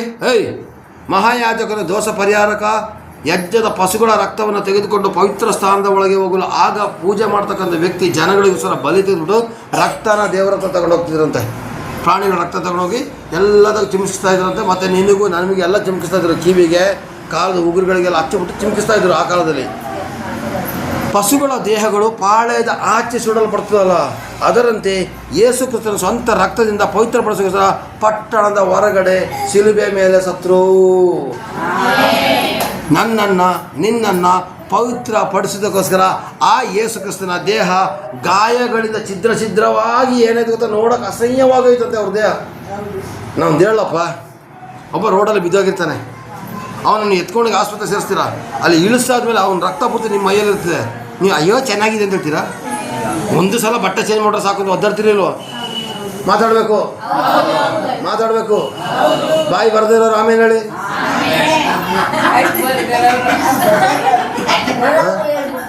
ಬಾಯಿ ಬರೋರು ಆಮೇಲೆ ಹೇಳಿ. ನೀವು ಇಂಟ್ರೆಸ್ಟಲ್ಲಿ ಕೇಳ್ತಾ ಇದ್ದಾಗ ಸ್ವಲ್ಪ ಸೌಂಡ್ ಬರಲಿ, ನನಗೊಂಥರ ಖುಷಿ ಆಗ್ತದೆ. ಅಲ್ಲಿ ಒಬ್ಬ ವ್ಯಕ್ತಿ ಆಕ್ಸಿಡೆಂಟ್ ಆಗಿಬಿಡ್ತಾನೆ, ನೀವು ಎತ್ಕೊಂಡೋಗಿ ಹಾಸ್ಪಿಟಲ್ ಸೇರಿಸ್ತೀರ ಪ್ರಿಯರೇ. ಅವ್ನ ರಕ್ತನ ನಿಮ್ಮ ಮೈ ಮೇಲೆ ಆಗಿರುತ್ತೆ, ಮಾಂಸದ ಪೀಸ್ಗಳೆಲ್ಲ ನಿಮ್ಮ ಪ್ಯಾಂಟಲ್ಲಿ ಇರ್ತದೆ. ನೀವೇನು ಮಾಡ್ತೀರಿ? ತಗೊಂಡೋಗ್ಬಿಟ್ಟು ತೊಳಿಯೇ ಅಂತ ಎಂತಿ ಕೊಡ್ತೀರಾ? ಆ ಬಟ್ಟೆನ ಆದಷ್ಟು ಬೇಗ ಬಿಸಾಕಿ ಬೇರೆ ಒಂದು ಹೊಸ ಬಟ್ಟೆ ಹಾಕೊಳ್ತೀರಾ. ಮನೆಗೆ ಬಂದಮೇಲೆ ಹಾಕೊಂಡ್ರು ಆ ಬಟ್ಟೆ ಇದ್ರು ಅದನ್ನು ಬಿಸಾಕ್ಬಿಡ್ತೀರಾ. ಯಾಕೆ? ಸ್ನಾನ ಮಾಡಿಲ್ಲಲ್ಲ ನೀವು. ಆಗ ನಿನ್ನ ಪಾಪವನ್ನು ಅವರು ಒತ್ಕೋಬೇಕಾದ್ರೆ ಆ ದೇಹ ಒಡೆಯಲ್ಪಟ್ಟು ಜಡಿಯಲ್ಪಟ್ಟು ಅವರ ದೇಹ ನೋಡ್ಲಿಕ್ಕೆ ಆಗದಷ್ಟು ಮಟ್ಟಿಗೆ ಅಸಹ್ಯವಾಗಿ ಛಿದ್ರಾಗಿ ಹೋಗಿತ್ತಂತೆ. ಯಾವುದೋ ಒಂದು ಕ್ರಿಮಿ ನೇತಾಡ್ತಿದೆ ಅಂತ ಜನ ತಿಳ್ಕೊಂಡ್ರಂತೆ. ಹಾಲೆಲೂಯಾ. ಒಂದು ದೇಹ ನೇತಾಡ್ತಿದೆ ಅಂತ ಜನಗಳು ತಿಳ್ಕೊಂಡ್ರಂತೆ ಪ್ರಿಯರೇ. ಯಾವುದೊಂದು ಪ್ರಾಣಿ ನಂಗೆ ಹೆಂಗೆ ಹೊಡೆದಿರ್ಬೋದು ಲೆಕ್ಕ ಹಾಕಿ. ಅದು ಯಾರಿಗೋಸ್ಕರ? ನನಗೋಸ್ಕರ, ನಿನಗೋಸ್ಕರ, ನನ್ನ ಪಾಪಕ್ಕೋಸ್ಕರ, ನಿನ್ನ ಪಾಪಕ್ಕೋಸ್ಕರ ಆ ದೇಹ ಛಿದ್ರವಾಗಿ ಪವಿತ್ರ ಒಂದು ನನ್ನನ್ನು ನಿನ್ನ ಪವಿತ್ರಗೊಳಿಸೋಕ್ಕೋಸ್ಕರ ಅವರು ಪಟ್ಟಣದ ಹೊರಗಡೆ ಅಪವಿತ್ರವಾಗಿ ಸತ್ರು. ಆದರೆ ಅವರು ಸತ್ತು 3ನೇ ದಿವಸ ಅವ್ರ ಪಾಪಿ ಆದ್ಮೇಲೆ ಅವ್ರು ಶಿಕ್ಷೆ ಆಗಲೇಬೇಕಲ್ಲ, ಅವ್ರ ಅಪವಿತ್ರ ತಾನೆ. ಸತ್ತು 3 ದಿವಸ ನಾನು ಅಪವಿತ್ರ ಅಲ್ಲ, ಪಾಪ ನನ್ನ ಹಿಡಲಿಕ್ಕೆ ಆಗೋದಿಲ್ಲ ಅಂತೇಳಿ ಪವಿತ್ರವಾಗಿ ಎದ್ದು ಬಂದರು. ಸತ್ತು ಅಪವಿತ್ರವಾಗಿ ಸತ್ತವರು ಪಾಪ ನನ್ನ ಹಿಡ್ಕೊಳ್ಳಿಕ್ಕಾಗೋದಿಲ್ಲ, ಮರಣ ನನ್ನ ಹಿಡ್ಕೊಳ್ಳಿಕ್ಕಾಗೋದಿಲ್ಲ ಅಂತೇಳಿ ಸತ್ತು 3ನೇ ದಿವಸ ಅವ್ರು ಎದ್ದು ಬಂದು ಯಾರಿಗೆ ಕಂಡ್ರು ಗೊತ್ತಾ? ಮೊಳೆ ಹೊಡೆದವರಿಗೆ ಫಸ್ಟ್ ಕಂಡ್ರು, ಚಾಟಿನ ಹೊಡೆದವರಿಗೆ ಮೊದಲು ಕಂಡ್ರು. ಹಾಲೆಲೂಯಾ. ಚಾಟಿನ ಹೊಡೆದವರಿಗೆ ಮೊದಲು ಕಂಡ್ರು ಪ್ರಿಯರೇ. ಹಾಲೆಲೂಯಾ. ಯಾರಿಗೆ ಸುತ್ತಾಡಿದ್ರು? 40 ದಿವಸ ಭೂಮಿಯ ಮೇಲೆ ಸುತ್ತಾಡಿದ್ರು. ನಾನು ಪವಿತ್ರವಾಗಿ ಎದ್ದು ಬಂದಿದ್ದೀನಿ ಅಂತೇಳಿ ಆ ರಕ್ತವನ್ನು ಪರಲೋಕ ರಾಜ್ಯಕ್ಕೆ ತೆಗೆದುಕೊಂಡು ಹೋಗಿದ್ದಾರೆ ಪ್ರಿಯರೇ. ಅರ್ಥ ಮಾಡ್ಕೊಳ್ಳಿ. ಇವತ್ತು ನಾನು ನೀನು ಯೇಸುವಿನ ರಕ್ತದಿಂದ ದಿನಾ ಪವಿತ್ರ ಆಗ್ತಾ ಇದ್ದೀವಿ. ಆದರೆ ಪವಿತ್ರ ರಕ್ತನ ಪ್ರೋಕ್ಷಣೆ ಮಾಡಿಕೊಂಡ್ರೆ ಮಾತ್ರ, ಪವಿತ್ರ ರಕ್ತನ ನೀವು ಹಚ್ಕೊಂಡ್ರೆ ಮಾತ್ರ, ದಿನನಿತ್ಯ ನೀವು ಪವಿತ್ರ ರಕ್ತವನ್ನು ಇವತ್ತಿನಿಂದನೇ ಹಚ್ಚಿ. ಈ ತಿಂಗಳ ಹೆಸರು ಯೇಸುವಿನ ರಕ್ತದಲ್ಲಿ ಜಯ ಪಡೆಯುವಂಥ ತಿಂಗಳು. ಈ ತಿಂಗಳು ಕಳೆದ ತಿಂಗಳು ಯಾವುದು? ಪ್ರಾರ್ಥನೆ ತಿಂಗಳು ಅಂತ ಕೊಟ್ಟಿದೆ. ಈ ತಿಂಗಳು ಯೇಸು ರಕ್ತದಿಂದ ಜಯ ಪಡೆಯುವಂಥ ತಿಂಗಳಾಗಿದೆ. ಈ ತಿಂಗಳು ನಾವೆಲ್ಲರೂ ಕೂಡ ಜಯ ಪಡೆದ್ಬಿಟ್ಟು ನವೆಂಬರಿಗೆ ಬಂದಾಗ ಜಯ ಜಯ ಅಂತ ನಾವು ಬರಬೇಕು. ಹಾಲೆಲೂಯಾ. ಜಯ ಕೊಡುವ ದೇವರಿಗೆ ಕೋಟಿ ಕೋಟಿ ಸ್ತೋತ್ರ ಹೇಳಬೇಕು. ರಕ್ತ ಜಯ ಅಂತ ಹಾಡು ಹೇಳ್ಕೊಂಡು ಬರ್ಬೇಕು ನೀವು. ಹಾಲೆಲೂಯಾ. ಗ್ಯಾರಂಟಿನಾ? ಯೇಸು ರಕ್ತದಿಂದ ಜಯ ಪಡಿತೀರಾ? ಹಾಗಾದ್ರೆ ನಿನ್ನ ಪವಿತ್ರ ಮಾಡ್ಕೋಬೇಕು. Amen amen amen. Praise lord. ಈಗ 7ನೇದಕ್ಕೆ ಬರೋಣ. 7ನೇದಕ್ಕೆ ಬೇಗ ಮುಗಿಸ್ಬಿಡ್ತೀನಿ. ಯೇಸುವಿನ ರಕ್ತ ನಿನ್ನ ಪ್ರಾಣಕ್ಕೆ ಆಧಾರವಾಗಿದೆ. ಹಾಲೆಲೂಯಾ. ಯೇಸು ರಕ್ತ ಏನಾಗಿದೆ? ನಿನ್ನ ಪ್ರಾಣಕ್ಕೆ ಆಧಾರವಾಗಿದೆ. ಹಾಲೆಲೂಯಾ. ಓದಿ ಪ್ರಿಯರೇ. 17, 11 ಯಾಜಕಕಾಂಡ 17ನೇ ಅಧ್ಯಾಯ 11ನೇ ವಾಕ್ಯ ಓದಿ. ಯಾಕೆಂದರೆ ಪ್ರತಿ ದೇಹಿಗೂ ರಕ್ತವು ಪ್ರಾಣಾಧಾರ. ಪ್ರತಿ ದೇಹಿಗೆ ರಕ್ತವು ಪ್ರಾಣಾಧಾರ. ರಕ್ತ ಇಲ್ಲ ಅಂದ್ರೆ ಬದುಕ್ತೀರಾ? 3% ಇದೆ, 4% ಇದೆ, 11% ಇದೆ ಅಂತ ಹೇಳ್ತಾರಲ್ಲ. 11% ಇಲ್ಲದೆ ಇದ್ರೆ ನಾವು ಬದುಕಕ್ಕಾಗೋದಿಲ್ಲ. ಅಂತೂ ಇಂತೂ ಒಂದು 6% ಆದ್ರೂ ಇರಲೇಬೇಕು. ಹಾಲೆಲೂಯಾ. ಪ್ರತಿ ದೇಹಕ್ಕೆ ರಕ್ತನೇ ಆಧಾರ. ಪ್ರಾಣಿಗಳ ದೇಹನೇ ಆಗಿರಲಿ, ಮನುಷ್ಯರ ದೇಹನೇ ಆಗಿರಲಿ, ರಕ್ತ ಬೇಕೇ ಬೇಕು. ರಕ್ತ ಇಲ್ಲದೆ ಬದುಕೋರು ಯಾರಪ್ಪ? ಯಾರು ಇಲ್ಲ. ಹಾಲೆಲೂಯಾ. ರಕ್ತ ಇಲ್ಲದೆ ಬದುಕ್ತೀರಾ? ಎಲ್ಲದಕ್ಕೂ ರಕ್ತ ಬೇಕಾನೆ. ಆಗ ಸ್ವಾಮಿ ಹೇಳ್ತಾರೆ ಪ್ರತಿಯೊಂದು ದೇಹಕ್ಕೂ ರಕ್ತವೇ ಆಧಾರ. ಗ್ಯಾರಂಟಿನಾ? ರಕ್ತ ಇದೆ ನಿಮ್ಮ ಬಾಡಿಲಿ ಹಂಗಿದ್ರೆ ಆಮೇಲೆ ಹೇಳಿ. ರಕ್ತ ಇಲ್ಲ ಅಂದ್ರೆ ಆಮೇಲೆ ಹೇಳ್ಬೇಡಿ. ಹಾಲೆಲೂಯಾ. ಪ್ರತಿದಿನ ಸಲ ಓದ್ ಮಗಳು ಅದನ್ನೇ. ಯಾಕೆಂದರೆ ಪ್ರತಿ ದೇಹಿಗೂ ರಕ್ತವೇ ಪ್ರಾಣಾಧಾರ. ಅಂತ ರಕ್ತವನ್ನು ನೀವು ಯಜ್ಞವೇದಿಗೆ ಎರಚಿ ನಿಮಗೋಸ್ಕರ ದೋಷ ಪರಿಹಾರ ಮಾಡಿಕೊಳ್ಳಬೇಕೆಂದು ನಿಮಗೆ ಅನುಗ್ರಹ ಮಾಡಿದ್ದೇನೆ. ರಕ್ತವು ಪ್ರಾಣಾಧಾರವಾಗಿರುವ ಕಾರಣ ಅದರಿಂದ ದೋಷ ಪರಿಹಾರವಾಗುವುದಷ್ಟೇ. ದೋಷ ಪರಿಹಾರ ಆಗ್ತದಷ್ಟೇ. ಆದರೆ ದೋಷ ಇದ್ದೇ ಇರ್ತದೆ, ಕ್ಷಮಿಸಲ್ಪಟ್ಟಿರೋದಿಲ್ಲ. ಪ್ರಾಣಿಗಳ ರಕ್ತನ ನೋಡಿ ಅಲ್ಲಿ ಬರ್ತದೆ, ಯಜ್ಞವೇದ್ಯ ಮೇಲೆ ಎರಚಿ ನಿಮಗೋಸ್ಕರ ದೋಷ ಪರಿಹಾರ ಮಾಡ್ಕೋಬೇಕು. ಆ ಕಾಲದಲ್ಲಿ ಪ್ರಾಣಿಗಳ ರಕ್ತವನ್ನು ಕೊಟ್ಟು ದೋಷ ಪರಿಹಾರ ಮಾಡ್ಕೊತಿದ್ರು. ಆದರೆ ಇವತ್ತು ದೋಷ ಪರಿಹಾರ ಅಲ್ಲ, ನಮ್ಮ ಪಾಪನ ತೊಳೆದೇ ಬಿಟ್ಟಿದೆ, ನಮ್ಮ ದೋಷನ ತೊಳೆದೇ ಬಿಟ್ಟಿದೆ. ಅದು ಪ್ರಾಣಿಗಳ ರಕ್ತ ಅಲ್ಲ, ಪರಿಶುದ್ಧವಾದಂತಹ ಪಾಪವನ್ನೇ ಮಾಡದಂಥ ಯೇಸುವಿನ ರಕ್ತದಿಂದ ನಾವು ತೊಳೆದುಬಿಟ್ಟಿದ್ದೀವಿ. ಹಾಗಾದರೆ ಯೇಸುವಿನ ರಕ್ತ ನಿನ್ನ ಪ್ರಾಣಕ್ಕೆ ಆಧಾರವಾಗಿದೆ. ಈ ಯೇಸುವಿನ ರಕ್ತ ಯಾರ ಮೈಯಲ್ಲಿ ಹರಿದಾಡ್ತದೋ ಅವನಿಗೆ ರೋಗ ಬಂಧನ, ಮಾಟಕೂಟ, ಅಂಟತಂತ್ರ ಶಕ್ತಿಗಳ ಬಂಧನ, ಅಮಾವಾಸ್ಯೆ, ಹುಣ್ಣಿಮೆ ಅಂತೆಲ್ಲ ಭಯ ಪಡಬೇಕಾಗಿಲ್ಲ. ಡೌಟ್. ಯೇಸುವಿನ ರಕ್ತದಲ್ಲಿ ನೀವು ಪಾಲ್ಗೊಳ್ಳಿ. ಆದಷ್ಟು ಬೇಗ ದೀಕ್ಷಾಸ್ಥಾನ ತೆಗೆದುಕೊಂಡು, ದಯವಿಟ್ಟು ದೀಕ್ಷಾಸ್ಥಾನ ತೆಗೆದುಕೊಳ್ಳಿ. 35 ಜನಕ್ಕೆ ನಮ್ಮ ಈ ಸಭೆಯಲ್ಲಿ ಆಲ್ರೆಡಿ ದೀಕ್ಷಾಸ್ಥಾನ ಕೊಡಲಾಗಿದೆ. ನಾನು ಹೇಳ್ತಾ ಇದ್ದೇನೆ, ದೀಕ್ಷಾಸ್ಥಾನ ತೆಗೆದುಕೊಂಡು ಆದಷ್ಟು ಬೇಗ ಯೇಸುವಿನ ರಕ್ತನ ನೀವು ಪ್ರೋಕ್ಷಣೆ ಮಾಡ್ಕೋಬೋದು ದಿನ. ಆದರೆ ಅದರಲ್ಲಿ ಪಾಲುದಾರರಾಗಬೇಕಾದ್ರೆ ದೀಕ್ಷಾಸ್ಥಾನ ಆಗಿ ಬಂದು ಈ ಕರ್ತನ ಮೇಜಿನಲ್ಲಿ ಪಾಲುದಾರರಾಗಿ ನಿಮ್ಮ ಪ್ರಾಣಕ್ಕೆ ಆಧಾರ ಮಾತ್ರ ಅಲ್ಲದೇ ನಿಮ್ಮ ವಿರುದ್ಧವಾಗಿ ಬರ್ತಕ್ಕಂಥ ಎಲ್ಲ ಅಂಧಕಾರ ಶಕ್ತಿಗಳು, ಮಾಟ್ಲ, ಕೂಟ್ಲ, ಅಂತರ್ಸಂತ ಶಕ್ತಿಗಳು ಕೂಡ ನಿಮ್ಮ ಮನೆಯನ್ನು ಮುಟ್ಟದಂಗೆ ಮಾಡ್ತದೆ. ನಿಮ್ಮ ದುದ್ದುಗೆರೆಯಲ್ಲಿರ್ತಕ್ಕಂಥ ಆ ಶಕ್ತಿನೂ ಕೂಡ ನಿಮ್ಮ ಕುಟುಂಬನ ಮುಟ್ಟೋದಿಲ್ಲ ಪ್ರಿಯರೇ. ಆದಷ್ಟು ಬೇಗ ದೀಕ್ಷಾಸ್ಥಾನವನ್ನು ತೆಗೆದುಕೊಂಡು ದೇವರನ್ನ ಮೈಪಡಿಸಿ. ಹಂಗೆ ಹೇಳ್ಕೊಂಡು ಬಂದಿರೋ ಹೊಸಬರಿಗೆಲ್ಲ ದೀಕ್ಷಾಸ್ಥಾನ ಕೊಡೋದಿಲ್ಲ. ಯೇಸು ಸ್ವಾಮಿ ಯಾರು, ಯೇಸು ಸ್ವಾಮಿ ಎಂಥ ದೇವರು, ಒಳ್ಳೆಯ ದೇವರು ತಿಳಿದು ಆದಮೇಲೆ ದೀಕ್ಷಾಸ್ಥಾನ ಕೊಡೋದು. ಬಲವಂತಾಗಿ ಅಂದರೆ ನಮ್ಮ ಸಭೆಯಲ್ಲಿ 5, 6, 8, 10 ವರ್ಷದಿಂದ ಬಂದವರಿಗೆ ದೀಕ್ಷಾಸ್ಥಾನ ಕೊಟ್ಟಿಲ್ಲ, ಇಲ್ಲೇ ಕೂತಿದ್ದಾರೆ. ಯಾಕೆಂದರೆ ಅವ್ರು ಭಕ್ತರು ಅಲ್ಲ ಅಂತಲ್ಲ, ಅವ್ರು ಇನ್ನೂ ಪರಿಶುದ್ಧರಾಗಲಿ ಟ್ರೈ ಮಾಡ್ತಾರೆ, ಆಗ್ತಾಯಿಲ್ಲ. ಅದಕ್ಕೆ ಏನು ಮಾಡಿದ್ರೆ ಅವ್ರನ್ನ ಪೆಂಡಿಂಗ್ ಇಟ್ಟಿದ್ದೀವಿ. Hallelujah, hallelujah. ನಮಗೆ ಯಾಕೆ ದೀಕ್ಷಾಸ್ಥಾನ ಕೊಡಲಿಲ್ಲ ಅಂತ ಹೇಳೋ ಅಧಿಕಾರ ನಿಮಗೂ ಇಲ್ಲ. ನಮಗೆ ಯಾರನ್ನ ದೇವರು ತೋರಿಸಿದ್ರು ಅಂಥವ್ರಿಗೆ ಮಾತ್ರ ದೀಕ್ಷಾಸ್ಥಾನ ಮಾಡೋದು. ನಾವು ದೀಕ್ಷಾಸ್ಥಾನ ಮಾಡಿಸಿದಾಗ 25, 26 ಜನ ಒಟ್ಟಿಗೆ ಒಂದು ಸಲ ತೆಗೆದುಕೊಂಡಾಗ 4 ಜನನ ಬಾಕಿನೇ ಮಾಡಿಸ್ಬಿಟ್ಟೆ ನಾನು. ಯಾಕೆಂದರೆ ಅವರ ಗುಣಗಳು ಅಲ್ಲಿಗೆ ಹೋದ್ಮೇಲೆ ಗೊತ್ತಾಯಿತು. ದೀಕ್ಷಾಸ್ಥಾನ ಮಾಡಬೇಕಿದ್ರೆ ನೀವು ಕ್ರಿಸ್ತನೊಂದಿಗೆ ಪಾಲ್ದಾರಾಗಿದ್ದರೆ ಮಾತ್ರ ದೀಕ್ಷಾಸ್ಥಾನ. ನಿಮ್ಮ ಪಾಪನ ಒಪ್ಪಿಕೊಂಡ್ರೆ ಮಾತ್ರ ದೀಕ್ಷಾಸ್ಥಾನ. ಒಪ್ಪಿಕೊಂಡಿಲ್ಲ ದೀಕ್ಷಾಸ್ಥಾನ ಇಲ್ಲ. Hallelujah, hallelujah, hallelujah. ದೀಕ್ಷಾಸ್ಥಾನ ಅಂತಾರೆ ಏನು ಅಂತ ಹೇಳೋದ್ರ ಬಗ್ಗೆ ನಾನು ಇನ್ನೊಂದ್ಸಲ ಹೇಳ್ತೀನಿ. ಇವತ್ತು ಜನಗಳನ್ನು ತಪ್ಪಾಗಿ ತಿಳ್ಕೊಬಿಡ್ತಾರೆ. ದೀಕ್ಷಾಸ್ಥಾನ ಅಂದರೆ ಮತಾಂತರ ಅಂತೇಳಿ. ಮತಾಂತರ ಅಲ್ಲ. ಪಾಪದ ಪಾಲಿಗೆ ನೀವು ಸಾಯೋದಷ್ಟೇ, ದೇವರ ಪಾಲಿಗೆ ಎದ್ದಾಳೋದಷ್ಟೇ, ಇನ್ನೇನಿಲ್ಲ. ಹಾಲೆಲೂಯಾ. ಇರಲಿ. ಈಗ ಇಲ್ಲಿ ವಾಕ್ಯದಲ್ಲಿ ಬರ್ತದೆ, ಪ್ರತಿ ದೇಹಕ್ಕೂ ರಕ್ತವೇ ಪ್ರಾಣಾಧಾರ, ಅಂಥ ರಕ್ತವನ್ನು ನೀವು ಹೆಜ್ಜೆವದಿಗೆ ಎರಚಿ ನಿಮಗೋಸ್ಕರ ದೋಷ ಪರಿಹಾರವನ್ನು ಮಾಡಿಕೊಳ್ಳಬೇಕೆಂದು ನಿಮಗೆ ಅನುಗ್ರಹ ಮಾಡಿದ್ದೇನೆ. ರಕ್ತವು ಪ್ರಾಣಾಧಾರವಾಗಿರೋ ಕಾರಣಕ್ಕೋಸ್ಕರ ದೋಷ ಪರಿಹಾರ ಆಗ್ತದೆ. ಹಾಗಾದರೆ ಪ್ರಾಣಿಗಳ ರಕ್ತದಿಂದನೇ ದೋಷ ಪರಿಹಾರ ಆ ಕಾಲದಲ್ಲಿ ಆಗಬೇಕಾದ್ರೆ ಯೇಸುವಿನ ರಕ್ತದಿಂದ ದೋಷನೇ ಇಲ್ಲ, ಸಂಪೂರ್ಣ ಪರಿಹಾರ. ನಿಮ್ಮನ್ನು ನೋಡಿದಾಗ ನನ್ನ ಮಕ್ಕಳು ಪರಿಶುದ್ಧ ಅಂತ ಹೇಳಬೇಕು. ಆದರೆ ನನಗೆ ಒಂದೇ ಒಂದು ಬೇಜಾರೇನು ಗೊತ್ತಾ, ಪ್ರಾರ್ಥನೆ ಮಾಡೋಕ್ಕೆ ಬಂದಾಗ ಮಾತ್ರ ಪರಿಶುದ್ಧರಾಗಿರ್ತಾರೆ. ಬಾಕಿ ದಿವಸ ಮನೇಲಿ ಕೇಳಿದ್ರೆ ಸಾಕು, ಅವ್ರ ಬಾಯಿಗೆ ಅಂಥ ಮಾತು ಬಂತು ಇಂಥ ಮಾತು ನನ್ನ ಕಿವಿ ಕೇಳಿಸ್ತಾ ಇದೆ, ಬೇಜಾರಾಗ್ತಾಯಿದೆ. ಕೆಲವೊಂದು ಮನೆಗಳಲ್ಲಿ ಹೋದಾಗ ಅವ್ರು ಕೆಟ್ಟ ಸಾಕ್ಷಿಗಳು ಹೇಳಿದಾಗ ತುಂಬ ನೋವಾಗ್ತದೆ. ಇಲ್ಲ ಪ್ರಿಯರೇ, ನೀವು ಇಲ್ಲಿ ಹೆಂಗೆ ಪರಿಶುದ್ಧರಾಗಿದ್ದೀರೋ ನಿಮ್ಮ ಮನೆಯಲ್ಲೂ ಪರಿಶುದ್ಧರಾಗಿರಿ. ನೀವು ಮಾಡೋಂಥ ಪಾಪ ನಿಮ್ಮನ್ನು ಸ್ಮಶಾನದ ಕಡೆಗೆ ಎಳ್ಕೊಂಡೋಗೋದಿಲ್ಲ, ನರಕದ ಕಡೆಗೆ ಎಳ್ಕೊಂಡೋಗ್ತದೆ. ಒಂದು ವಿಷಯ ತಿಳ್ಕೊಳ್ಳಿ, ಇನ್ನೊಂದು ಜನ್ಮದಲ್ಲಿ ನಾಯಿಯಾಗಿ ಹುಟ್ಟ, ಇನ್ನೊಂದು ಜನ್ಮದಲ್ಲಿ ಕತ್ತೆಯಾಗಿ ಹುಟ್ಟ ಅಂತ ಹೇಳ್ತಾರಲ್ಲ, ಅದೆಲ್ಲ ಸುಳ್ಳು. ಎರಡು ಕಡೆ ನಾವು ಹುಟ್ತೀವಿ. ಪಾಪ ಮಾಡಿ ನರಕಕ್ಕೆ ಹೋದರೆ ನೀನು ನರಕದಲ್ಲಿ ಹುಟ್ತೀಯ. ನೀನು ನಿನ್ನ ಪಾಪನ ದೇವರ ಮುಂದೆ ಒಪ್ಕೊಂಡು ನಿಮಗೋಸ್ಕರ ಸತ್ತಿರೋದು ಯೇಸು ಸ್ವಾಮಿ ಮಾತ್ರ, ಯೇಸು ಜೊತೆಲೆ ಮಾತ್ರ ಪಾಪ ಹೇಳಬೇಕು. ಇನ್ನು ಯಾರ ಜೊತೆ ಹೇಳಿದ್ರೆ ಆಗೋದಿಲ್ಲ ಪ್ರಿಯರೇ. ಯಾಕೊತ್ತಾ, ನಿನ್ನ ಪಾಪಕ್ಕೋಸ್ಕರ ರಕ್ತ ಸುರಿಸಿದ್ರೆ ಅವ್ರು ತಾನೆ, ನಿನ್ನ ಶುದ್ಧೀಕರಣ ಮಾಡಿದ್ರೆ ಅವ್ರು ತಾನೆ. ನೀನು ಅವ್ರ ಜೊತೆಲಿ ಒಪ್ಪಿಕೊಂಡ್ರೆ ಮಾತ್ರ ಸ್ವರ್ಗ. ಇನ್ನು ನಿನ್ನ ಹೆಂಡತಿ ಮಕ್ಕಳು ಯಾವುದಾದ್ರು ಹೋಗಿ ಎಲ್ಲೆಲ್ಲೋ ಹೋಗ್ಬಿಟ್ರೆ ನಾ ಪಾಪ ಮಾಡಿದ್ರೆ ಒಪ್ಕೊಂಡ್ರೆ ಅದೆಲ್ಲ ಪರಿಹಾರ ಆಗೋದಿಲ್ಲ. ನಿನಗೋಸ್ಕರ ರಕ್ತ ಸುರಿಸಿರ್ತಕ್ಕಂಥ ದೇವ್ರ ಜೊತೆ ನೀವು ಒಪ್ಕೋಬೇಕು. ಸ್ವಾಮಿ ನಾ ತಪ್ಪು ಮಾಡಿದ್ದೀನಿ, ನಾನು ಶುದ್ಧೀಕರಣ ಮಾಡುತ್ತೇಳಿ ನೀವು ಸತ್ತರೆ ಗ್ಯಾರಂಟಿ ಸ್ವರ್ಗ. ಅದಕ್ಕೇನೆ ಯೇಸು ಸ್ವಾಮಿ ಮಕ್ಕಳಿಗೆ ಇನ್ನೊಂದು ಹೆಸರು ದೇವರ ಮಕ್ಕಳು ಅಂತ. ಹಲ್ಲೆಲೂಯಾ. ಹಾಗಾದರೆ ಯೇಸು ಸ್ವಾಮಿಯ ರಕ್ತ ನನ್ನ ನಿನ್ನ ಪ್ರಾಣಕ್ಕೆ ಆಧಾರವಾಗಿದೆ, ಅದು ಜೀವವನ್ನು ಕೊಡ್ತದೆ, ಇನ್ನು ಮುಂದಕ್ಕೂ ಕೂಡ ಜೀವ ಕೊಡ್ತದೆ ಪ್ರಿಯರೇ. ಹಲ್ಲೆಲೂಯಾ. ಈಗ ಎಂಟನೇದಾಗಿ ಬರೋಣ. ಯೇಸುವಿನ ರಕ್ತ ನನಗೂ ನಿನಗೂ ಜೀವವನ್ನು ಕೊಡ್ತದೆ. ಹಲ್ಲೆಲೂಯಾ. ಯೇಸುವಿನ ರಕ್ತ ನನಗೂ ನಿನಗೆ ಏನು ಕೊಡ್ತದೆ? ಜೀವ ಕೊಡ್ತದೆ ಹೇಳ್ತಾರೆ. ಯೇಸುವಿನ ರಕ್ತ ನಮಗೆ ಜೀವ ಮತ್ತು ನಿತ್ಯ ಜೀವನ ಕೊಡ್ತದೆ ಅಂತೇಳಿ. ಹಾಗಾದರೆ ಇದೊಂದು ವಾಕ್ಯನ ಓದ್ಬಿಟ್ಟು ನಾವು ಬೇಗ ಇದು ಮಾಡೋಣ. 6ನೇ ಅಧ್ಯಾಯ 53, 54ನೇ ವಾಕ್ಯ ಓದಪ್ಪ. ಯೋಹಾನ 6ನೇ ಅಧ್ಯಾಯ 53ನೇ ವಾಕ್ಯದಿಂದ ಓದಿ.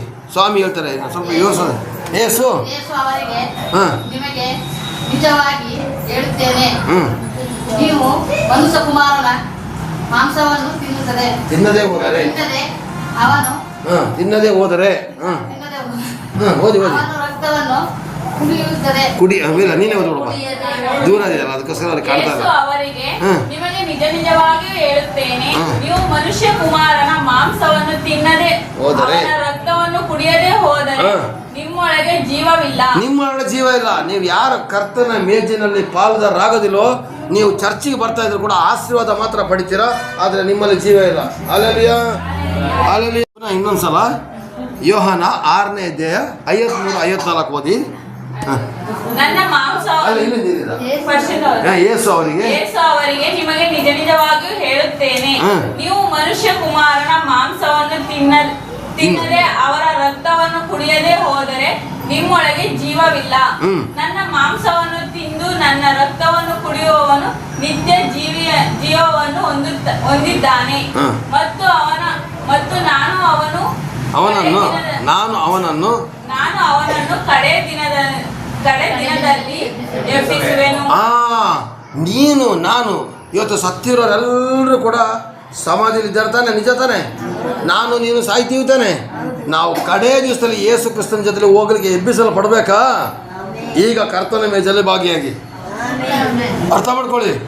ಯೇಸುವಿನ ರಕ್ತ, ಯೇಸುವಿನ ದೇಹದಲ್ಲಿ ನೀವು ಪಾಲುದಾರರಾಗದಿದ್ದರೆ ಕಡೇ ದಿವಸದಲ್ಲಿ ನೀವು ಎಬ್ಬಿಸಲ್ಪಡದ ನರಕಕ್ಕೆ ಹೋಗುವಂಥ ಸಾಧ್ಯತೆಗಳಿದೆ.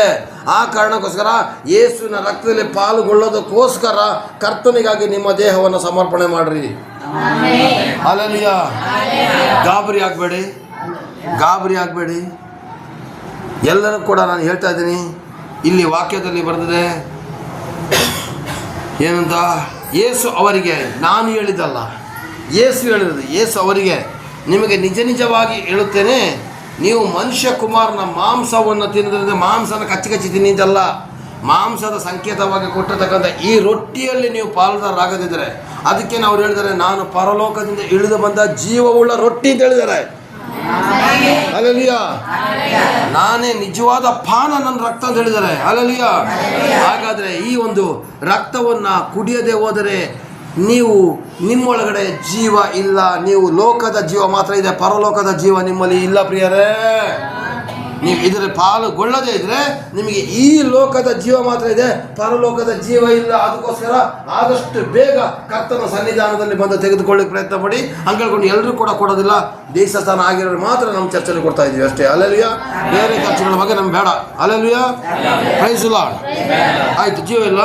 ನನ್ನ ಮಾಂಸವನ್ನು ತಿಂದು ನನ್ನ ರಕ್ತವನ್ನು ಕುಡಿಯುವವನು ನಿತ್ಯ ಜೀವವನ್ನು ಹೊಂದಿದ್ದಾನೆ, ನಾನು ಕಡೇ ದಿವಸ ಅವನು ಎಬ್ಬಿಸ್ತೇನೆ. ಹಾಗಾದರೆ ಈ ರಕ್ತ ಮತ್ತು ಈ ದೇಹದ ಸಂಕೇತವಾಗಿರ್ತಕ್ಕಂತಹ ದ್ರಾಕ್ಷಾರಸ ಮತ್ತು ರೊಟ್ಟಿಗೆ ನೀವು ಕೈ ಹಾಕುವಾಗ ಪರಿಶುದ್ಧವಾಗಿ ಕೈ ಹಾಕಿದ್ರೆ ನಿಮ್ಮನ್ನು ಕಡೇ ದಿವಸ ಎಬ್ಬಿಸ್ತಾರೆ. ಇದನ್ನು ತಪ್ಪಾಗಿ ನೀವು ತೆಗೆದುಕೊಳ್ಳೋದೇ ಆದರೆ ದೇವ್ರ ವಾಕ್ಯದಲ್ಲೇ ಬರ್ತಿದೆ, ಯಾವೊಂದು ಅಯೋಗ್ಯವಾಗಿ ತೆಗೆದುಕೊಂಡ್ರೆ ಅವನಿಗೆ ನ್ಯಾಯ ತೀರ್ಪು ಕೊಡ್ತೀನಿ ಅಂತೇಳಿ. ಇದಕ್ಕೆ ಕೈ ಹಾಕಬೇಕಾದ್ರೆ ಯೋಚನೆ ಮಾಡಿ ಕೈ ಹಾಕಿ. ಪಾಪವನ್ನು ಬಿಡಲಿಕ್ಕೆ ಪ್ರಯತ್ನ ಪಟ್ಟು ಕೈ ಹಾಕಿ. ಎಲ್ಲರೂ ಕೂಡ ಬಿಡೋಕ್ಕಾಗೋದಿಲ್ಲ ಪ್ರಿಯರೇ, ಒಂದಲ್ಲ ಒಂದು ಪಾಪ ಬಂದ್ಬಿಡ್ತದೆ. ಆದರೆ ದಿನ ಒಪ್ಕೊಳ್ಳಿ, ಸ್ವಾಮಿ ನಾನು ಇವತ್ತು ಮಾಡ್ರೆ ಪಾಪ ನಾಳೆ ಮಾಡೋದಿಲ್ಲ. ಒಪ್ಕೋಬೋದಲ್ಲಪ್ಪ. ನಾನು ಇವತ್ತು ನಿಮಗೆಲ್ಲ ಪಾಠದ ಬಗ್ಗೆ ಪಾಪ ಹೇಳ್ತಾ ಇರ್ತೀನಿ. ರೋಡಲ್ಲಿ ಒಬ್ಬ ಗಾಡಿಯನ್ನು ಅಡ್ಡ ಮಾಡಿಬಿಡ್ತೀನಿ, ಸೈಡಿಗೆ ಹೋಗ ಅಂತ ಹೇಳ್ತೀನಿ, ಅದು ಪಾಪನೇ. ಗೊತ್ತಾ? ಅದು ಪಾಪನೇ. ಪಾಪ ಬಂದುಬಿಡ್ತದೆ ಪ್ರಿಯರೇ. ಆದರೆ ದಿನ ಶುದ್ಧೀಕರಣ ಮಾಡ್ಕೊಳ್ಳಿ. ಅದಕ್ಕೆ 1ನೇ ವಾರ 1:9 ಕೊಟ್ಟಿದ್ದಾರೆ. ದಿನ ನೀವು ನಿಮ್ಮ ಪಾಪನ ಒಪ್ಪಿಕೊಂಡು ಅರಿಕೆ ಮಾಡಿ ದೇವರು ಶುದ್ಧ ಮಾಡ್ತಾರೆ. ಅಲ್ಲಲ್ಲಿಯ ಏನು ಪರಿಶುದ್ಧರಾಗಿದ್ದೀರ ಅಂತಂದರೆ ನಿಮ್ಮ ಪಾಸ್ಟ್ರು ತುಂಬ ಪರಿಶುದ್ಧರು ಅಂತಲ್ಲ, ಪಾಸ್ಟ್ರಲ್ಲೂ ಕೂಡ ಪ್ರಾಬ್ಲಮ್ಗಳಿದೆ. ಅರ್ಥ ಆಗ್ತಾ ಇದೆಯಾ? ಆದರೆ ನಾವು ಅದನ್ನು ಒಪ್ಪಿಕೊಂಡು ನಾಳೆಯಿಂದ ಅದನ್ನು ಮಾಡಬಾರ್ದು. Praise Lord. ಸಭೆ ಸದ್ದಿಲ್ಲದಂಗೆ ಆಗಿದೆ ಅಂತಂದರೆ ನೀವೆಲ್ಲರೂ ಶುದ್ಧರಾಗ್ತಿದ್ದೀರಾ ಅಂತ ಅರ್ಥ. ಸಭೆ ಸದ್ದಿಲ್ಲ ಅಂದರೆ ನೀವೆಲ್ಲ ಶುದ್ಧರಾಗ್ತಾ ಇದ್ದೀರಾ.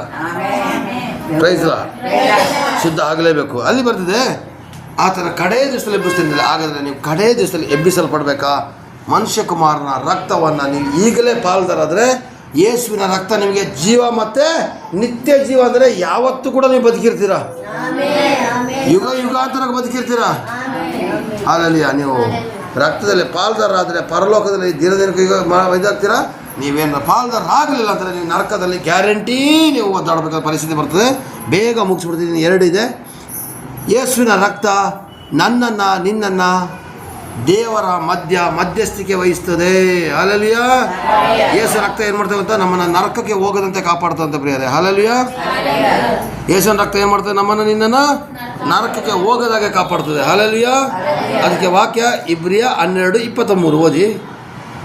12:23 ಬೇಗ ಇಲ್ಲ ಇದಲ್ಲ 12:23-24 ಓದಿ. ಪರಲೋಕದಲ್ಲಿ ಹೆಸರು ಬರೆಸಿಕೊಂಡಿರುವ ಯಾರು ನೀವೆಲ್ಲ ಹೆಸರು ಬರ್ಸ್ಕೊಂಡಿದ್ದೀರ? ಈಗ ಯೇಸುವನ್ನು ನಂಬಿರಲ್ಲ, ಹೆಸರು ಬರ್ಸ್ಕೊಂಡಿದ್ದೀರಾ ನೀವು. ಚೊಚ್ಚಲ ಮಕ್ಕಳ ಸಭೆಗೂ ಎಲ್ಲರಿಗೆ ನ್ಯಾಯಾಧಿಪತಿಯಾಗಿರುವ ದೇವರ ಬಳಿಗೂ ಸಿದ್ಧಿಗೂ ಬಂದಿರುವ ನೀತಿವಂತ ಯಾಕೆ ಸೌಂಡ್ ಕಡಿಮೆ ಆಯಿತು? ಆತ್ಮಗಳ ಬಳಿಗೂ ಹೊಸ ಒಡಂಬಡಿಕೆಗೆ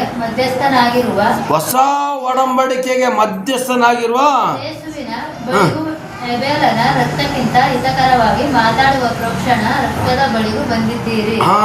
ಹಾಗಾದರೆ ಯೇಸುವಿನ ರಕ್ತ ಮಧ್ಯಸ್ಥಿಗೆ. ಇಲ್ಲಿ ಹೇಬೇಲ ಅಂತ ಹೇಳೋದನ್ನ ನಮಗೆ ವಾಕ್ಯ ಕೊಟ್ಟಿದ್ದೀನಿ. ಕಾಯಿನ ಮತ್ತು ಹೇಬೇಲ ಅಣ್ಣ ತಮ್ಮದ್ರ ಬಗ್ಗೆ ಪರಿಶುದ್ಧವಾದಂತಹ ಕಾಣಿಕೆಯನ್ನು ಕೊಟ್ಟು ಹೇಬೇಲನ್ನ ಕೊಂದಾಕ್ಬಿಟ್ರು. ಅವನ ರಕ್ತ ಏನು ಕುದೀತಾ ಇದ್ದಂತೆ, ನ್ಯಾಯ ತೀರ್ಪು ಕೊಡು, ತಪ್ಪು ಮಾಡಿದ್ರು ನ್ಯಾಯ ತೀರ್ಪು ಕೊಡು ಅಂತ ಹೇಬೇಲನ ರಕ್ತ ಕೂಗ್ತಾ ಇದ್ರೆ ಯೇಸು ರಕ್ತ ಕೂಗ್ತದಂತೆ. ಆ ಮಕ್ಕಳನ್ನ ಕ್ಷಮಿಸು, ಆ ಮಕ್ಕಳನ್ನ ಶುದ್ಧ ಮಾಡು ಅಂತೇಳಿ ಹೇಳ್ತದಂತೆ. ಹಾಗಾದರೆ ಯೇಸುವಿನ ರಕ್ತ ನಿಮಗೆ ಮಧ್ಯಸ್ಥಿಕೆ ವಹಿಸಿ ದೇವರ ಸನ್ನಿಧಾನಕ್ಕೆ ಹೋಗಲಿಕ್ಕೆ ತಡೆ ಮಾಡುವಂಥ ದುರಾತ್ಮನ ಶಕ್ತಿಗಳನ್ನು ಅಡಗಿಸಿ ನಿನ್ನನ್ನು ನನ್ನ ಮಗಳು ನನ್ನ ಮಗ ಅಂತ ಮಧ್ಯಸ್ಥಿಕೆ ವಹಿಸಿ ಮಾತಾಡ್ತಾರಂತೆ. ನಾವೆಲ್ಲಾದ್ರೂ ಒಂದು ಕಡೆ ಹೋಗ್ತೀವಿ, ಆಫೀಸಲ್ಲಿ ಕೆಲಸ ಮಾಡ್ಕೊಳ್ಳೋದಿಲ್ಲ, ಸರ್ ಇವ್ರು ನಮ್ಮ ಕಡೆ ಇರೋದು ಒಬ್ಬ ಮಧ್ಯಸ್ಥಿಕೆ ವಹಿಸ್ತಾರಲ್ಲ, ಅದೇ ಥರ ಯೇಸು ಸ್ವಾಮಿ ನನ್ನ ಮತ್ತು ದೇವರ ಮಧ್ಯೆ ಯೇಸು ಸ್ವಾಮಿ ರಕ್ತ ಮಧ್ಯಸ್ಥಿಕೆ ವಹಿಸಿ ಮಾತಾಡ್ತಾರೆ ಪ್ರಿಯರೇ. ನೆಕ್ಸ್ಟ್ 10ನೇದು. ಹಲ್ಲೆಲೂಯಾ. 10ನೇದು ಇಲ್ಲಿಗೆ ನಾವು ಮುಗಿಸ್ತೀವಿ. ಯೇಸುವಿನ ರಕ್ತ ನಮ್ಮನ್ನು ಏನು ಮಾಡ್ತದಂತೆ? ದೇವರ ಜೀವವುಳ್ಳ ದಾರಿಗೆ ಸ್ವರ್ಗಕ್ಕೆ ಕರ್ಕೊಂಡು ಹೋಗ್ತದಂತೆ. ಹಾಗಾದರೆ ಸ್ವರ್ಗಕ್ಕೆ ಹೋಗೋರು ಮಾತ್ರ ಆಮೇಲೆ ಹೇಳಿ, ಇವತ್ತೇ ಹೋಗು ಹೇಳಿ, ದೇವ್ರು ಕರೆದಾಗ ಹೋಗಿ. ಹಲ್ಲೆಲೂಯಾ. ಇವತ್ತು ಹೋಗೋರು ಆಮೇಲೆ ಹೇಳಿ, ದೇವ್ರು ಕರೆದಾಗ ಹೋಗೋರು ಆಮೇಲೆ ಹೇಳಿ. ಹಾಗಾದ್ರೆ ಯೇಸು ರಕ್ತ ಏನ್ ಮಾಡ್ತದೆ ಗೊತ್ತಾ? ಕೊನೆ ವಾಕ್ಯ ಸೂಪರ್ ಆಗಿ ಓದ್ಬೇಕು, ಸೌಂಡ್ ಆಗಿ ಓದವ. ಎಷ್ಟು 20 19, 22 ಓದಿ. ಅದೇ ಹೀಗಿರುವಲ್ಲಿ ಸಹೋದರರೇ, ಯೇಸು ನನಗೋಸ್ಕರ ಪ್ರತಿಷ್ಠಿಸಿದ ಜೀವವುಳ್ಳ ಹೊಸ ದಾರಿಯಲ್ಲಿ ಆತನ ರಕ್ತದ ಮೂಲಕ ಆತನ ಶರೀರವೆಂಬ ತೆರೆಯ ಮುಖಾಂತರ ದೇವರ ಸಮಕ್ಷದಲ್ಲಿ ಪ್ರವೇಶಿಸುವುದಕ್ಕೆ ನನಗೆ ಧೈರ್ಯ ಉಂಟಾಯಿತು. ಹಾಗಾದ್ರೆ ಯೇಸುವಿನ ರಕ್ತ ಏನ್ ಮಾಡ್ತದೆ ಗೊತ್ತಾ? ಯೇಸು ಸ್ವಾಮಿಯ ರಕ್ತದ ಮೂಲಕ ದೇವರ ಶರೀರದ ಒಳಗಡೆ ನಾವು ಸೇರ್ತೀವಂತೆ, ಅದೇ ಸ್ವರ್ಗ. ಹಲ್ಲೆಲೂಯಾ. ಆತನ ಮುಖಾಂತರ ದೇವರ ಹತ್ರ ಬರ್ಲಿಕ್ಕೆ ಜನ ಎಲ್ಲ ಭಯ ಪಡ್ತಾರೆ. ಇವತ್ತು ನೋಡಿದ್ದೀರಾ, ದೇವಸ್ಥಾನಗಳಿಗೆ 6 ಗಂಟೆ ಮೇಲೆ ಜನ ಸುತ್ತಾಡೋದಿಲ್ಲ, ಯಾಕೆ? ಗಾಳಿ ಬಂದ್ಬಿಡ್ತದೆ ಅಂತೇಳಿ. ಆದರೆ ನಮ್ಮ ದೇವರಿಗೆ ಯಾವ ಗಾಳಿನೂ ಇಲ್ಲ ಪ್ರಿಯರೇ. ಯೇಸುವಿನ ರಕ್ತ ಏನು ಮಾಡ್ತದೆ ಗೊತ್ತಾ? ದೇವರ ಹತ್ತಿರಕ್ಕೆ ಹೋಗ್ಲಿಕ್ಕೆ ಅವಕಾಶ ಮಾಡಿಕೊಡ್ತು. Hallelujah, hallelujah. ಯೇಸುವಿನ ರಕ್ತ ಏನು ಮಾಡ್ತು? ಈಗ ಒಬ್ಬ ಸಾಲಗಾರ ಇರ್ತಾನಪ್ಪ, ಸಾಲ ಕೊಡೋದಕ್ಕೆ ಸಾಲಗಾರ ಮನೆಗೆ ಬಂದ ನಿಮ್ಮ ಹತ್ರ ದುಡ್ಡಿಲ್ಲ ಅಂದ್ರೆ ನೀವೇನು ಮಾಡ್ತೀರಾ? ವಿಚಾರ ಹೇಳ್ಬೇಕು. ನಿಮ್ಮ ಹತ್ರ ದುಡ್ಡಿಲ್ಲ ಅಂದ್ರೆ ಏನು ಮಾಡ್ತೀರಾ? ಔತ್ಕೊಳ್ತೀರಾ. ಅದೇ ಸಾಲ ತೀರ್ಸೋದ್ಮೇಲೆ ಅವನು ಮುಂದೆ ಈಗ ನಡೀತೀರಲ್ವ, ಹಂಗೇನೆ ನೀವು ಪಾಪ ಮಾಡಿದಾಗ ನೀವು ಔತ್ಕೊಂಡಿದ್ರಿ. ಇವತ್ತು ಯೇಸು ರಕ್ತ ನಿಮಗೆ ತೊಳೆದ ಮೇಲೆ ದೇವರ ಮುಂದೆ ನಿಂತ್ಕೊಳ್ಳಿಕ್ಕೆ ಧೈರ್ಯ ಬಂದಿದೆ. ಇವತ್ತು ನಾನು ನೀನು ನರಕಕ್ಕೆ ಹೋಗೋರಲ್ಲ, ನಾನು ನೀನು ಸ್ವರ್ಗಕ್ಕೆ ಹೋಗೋರು. ಸ್ವರ್ಗಕ್ಕೆ ಹೋಗ್ಲಿಕ್ಕೆ ದೇವರು ತನ್ನ ರಕ್ತದಿಂದ ನನ್ನನ್ನು ಶುದ್ಧೀಕರಣ ಮಾಡಿದ್ದಾರೆ ಬೇರೆ. ಹಾಗಾದರೆ ನಾವು ದೇವರ ಸನ್ನಿಧಾನಕ್ಕೆ ಹೋಗೋರಾಗಿದ್ದೀವಿ, ಜೀವವುಳ್ಳ ದಾರಿಗೆ ಹೋಗ್ತಾ ಇದ್ದೀವಿ. ಸತ್ತೋಗಿರುವಂಥ ಜಾಗ ಅಲ್ಲ, ಕಲ್ಲು ಮುಳ್ಳಿನ ಹಾದಿಯಲ್ಲ, ಹೂವಿನ ಹಾದಿಯಲ್ಲಿ ನಾವು ಹೋಗ್ತಾ ಇದ್ದೀವಿ ಪ್ರಿಯರೇ. ಹಾಗಾದರೆ ಈ 10 ಪಾಯಿಂಟ್ಗಳನ್ನು ಒಂದೊಂದನ್ನಾಗಿ ಒಂದ್ಸಲ ಯೋಚಿಸ್ಬಿಟ್ಟು ನಿಮ್ಮ ಬಾಯಿಂದ ಹೇಳಿಸ್ಬಿಟ್ಟು ಇದನ್ನು ಸ್ಟಾಪ್ ಮಾಡ್ತೀರಿ. Amen, amen, amen. Praise the lord, praise the lord. ಒಂದನೇದಾಗಿ ಯೇಸುವಿನ ರಕ್ತ ನಿಮ್ಮನ್ನು ಏನು ಮಾಡ್ತು? ಏನು ಮಾಡ್ತು? ಹಲ್ಲೆಲೂಯಾ. ಒಂದನೇದಾಗಿ ಯೇಸುವಿನ ರಕ್ತ ನಿಮ್ಮನ್ನು ದೇವರ ಸಮೀಪ ಕರ್ಕೊಂಡ್ಬಂತು. ಎರಡನೇದಾಗಿ ಯೇಸು ರಕ್ತ ನಿಮ್ಮನ್ನು ಅಪರಾಧದಿಂದ ಬಿಡುಗಡೆ ಮಾಡ್ತು.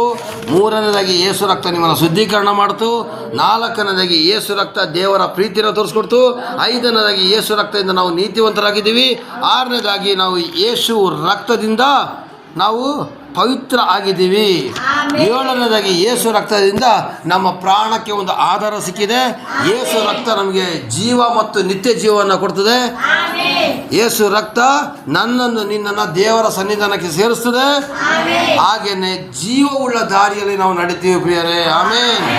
ಹಾಗಾದರೆ ಒಬ್ಬರಿಗೊಬ್ಬರು ಕೈ ಕೊಟ್ಕೊಂಡು ಹೇಳಿ, ಯೇಸು ರಕ್ತ ನನ್ನನ್ನು ನಿನ್ನನ್ನು ದೇವರ ಸನ್ನಿಧಾನಕ್ಕೆ ಸೇರುವಲ್ಲಿವರೆಗೂ ನಮಗೆ ಆಶೀರ್ವಾದ ಮಾಡ್ತದೆ ಅಂತೇಳಿ ಎಲ್ಲ ಹೇಳಿ. ಯೇಸು ರಕ್ತ ನನ್ನನ್ನು ನಿನ್ನನ್ನು ದೇವರ ಸನ್ನಿಧಾನಕ್ಕೆ ಸೇರುವಲ್ಲಿವರೆಗೂ ಆಶೀರ್ವಾದವನ್ನು ಕೊಡ್ತದೆ. ಯೇಸು ರಕ್ತದಿಂದ ನಾನು ಜಯ ಪಡೆದಿದ್ದೇನೆ. ಆಮೇನ್. ದೇವರು ನಿಮ್ಮನ್ನು ಆಶೀರ್ವಾದ ಮಾಡಲಿ. ಒಬ್ಬರಿಗೊಬ್ಬರು ಕೈ ಕೊಡ್ತಾ ಯೇಸು ರಕ್ತಕ್ಕೆ ಜಯ ಅಂತ ಒಂದ್ಸಲ ಹೇಳಿ. ಯೇಸು ರಕ್ತಕ್ಕೆ ಜಯ. ಯೇಸು ರಕ್ತದಲ್ಲಿ ಬಲ. ಯೇಸು ರಕ್ತದಲ್ಲಿ ಶುದ್ಧೀಕರಣ. ಯೇಸು ರಕ್ತದಲ್ಲಿ ಪಾಪ ವಿಮೋಚನೆ. ಯೇಸು ರಕ್ತ ಮಧ್ಯಸ್ಥಿಕೆ ವಹಿಸ್ತದೆ. ಯೇಸು ರಕ್ತ ಪರಲೋಕ ಕೊಡ್ತದೆ. ಯೇಸು ರಕ್ತದಿಂದ ನಾನು ಶುದ್ಧೀಕರಣ ಆಗ್ತೀನಿ. ಬರವರ ಬಂದಾಗ ನಾನು ಬೆಳಕಾಗಿ ಬರ್ತೀನಿ. ಈ ಬೆಳಕನ್ನು ನೋಡಿ ಜನಗಳೆಲ್ಲರೂ ನನ್ನಿಂದ ಬರಬೇಕು.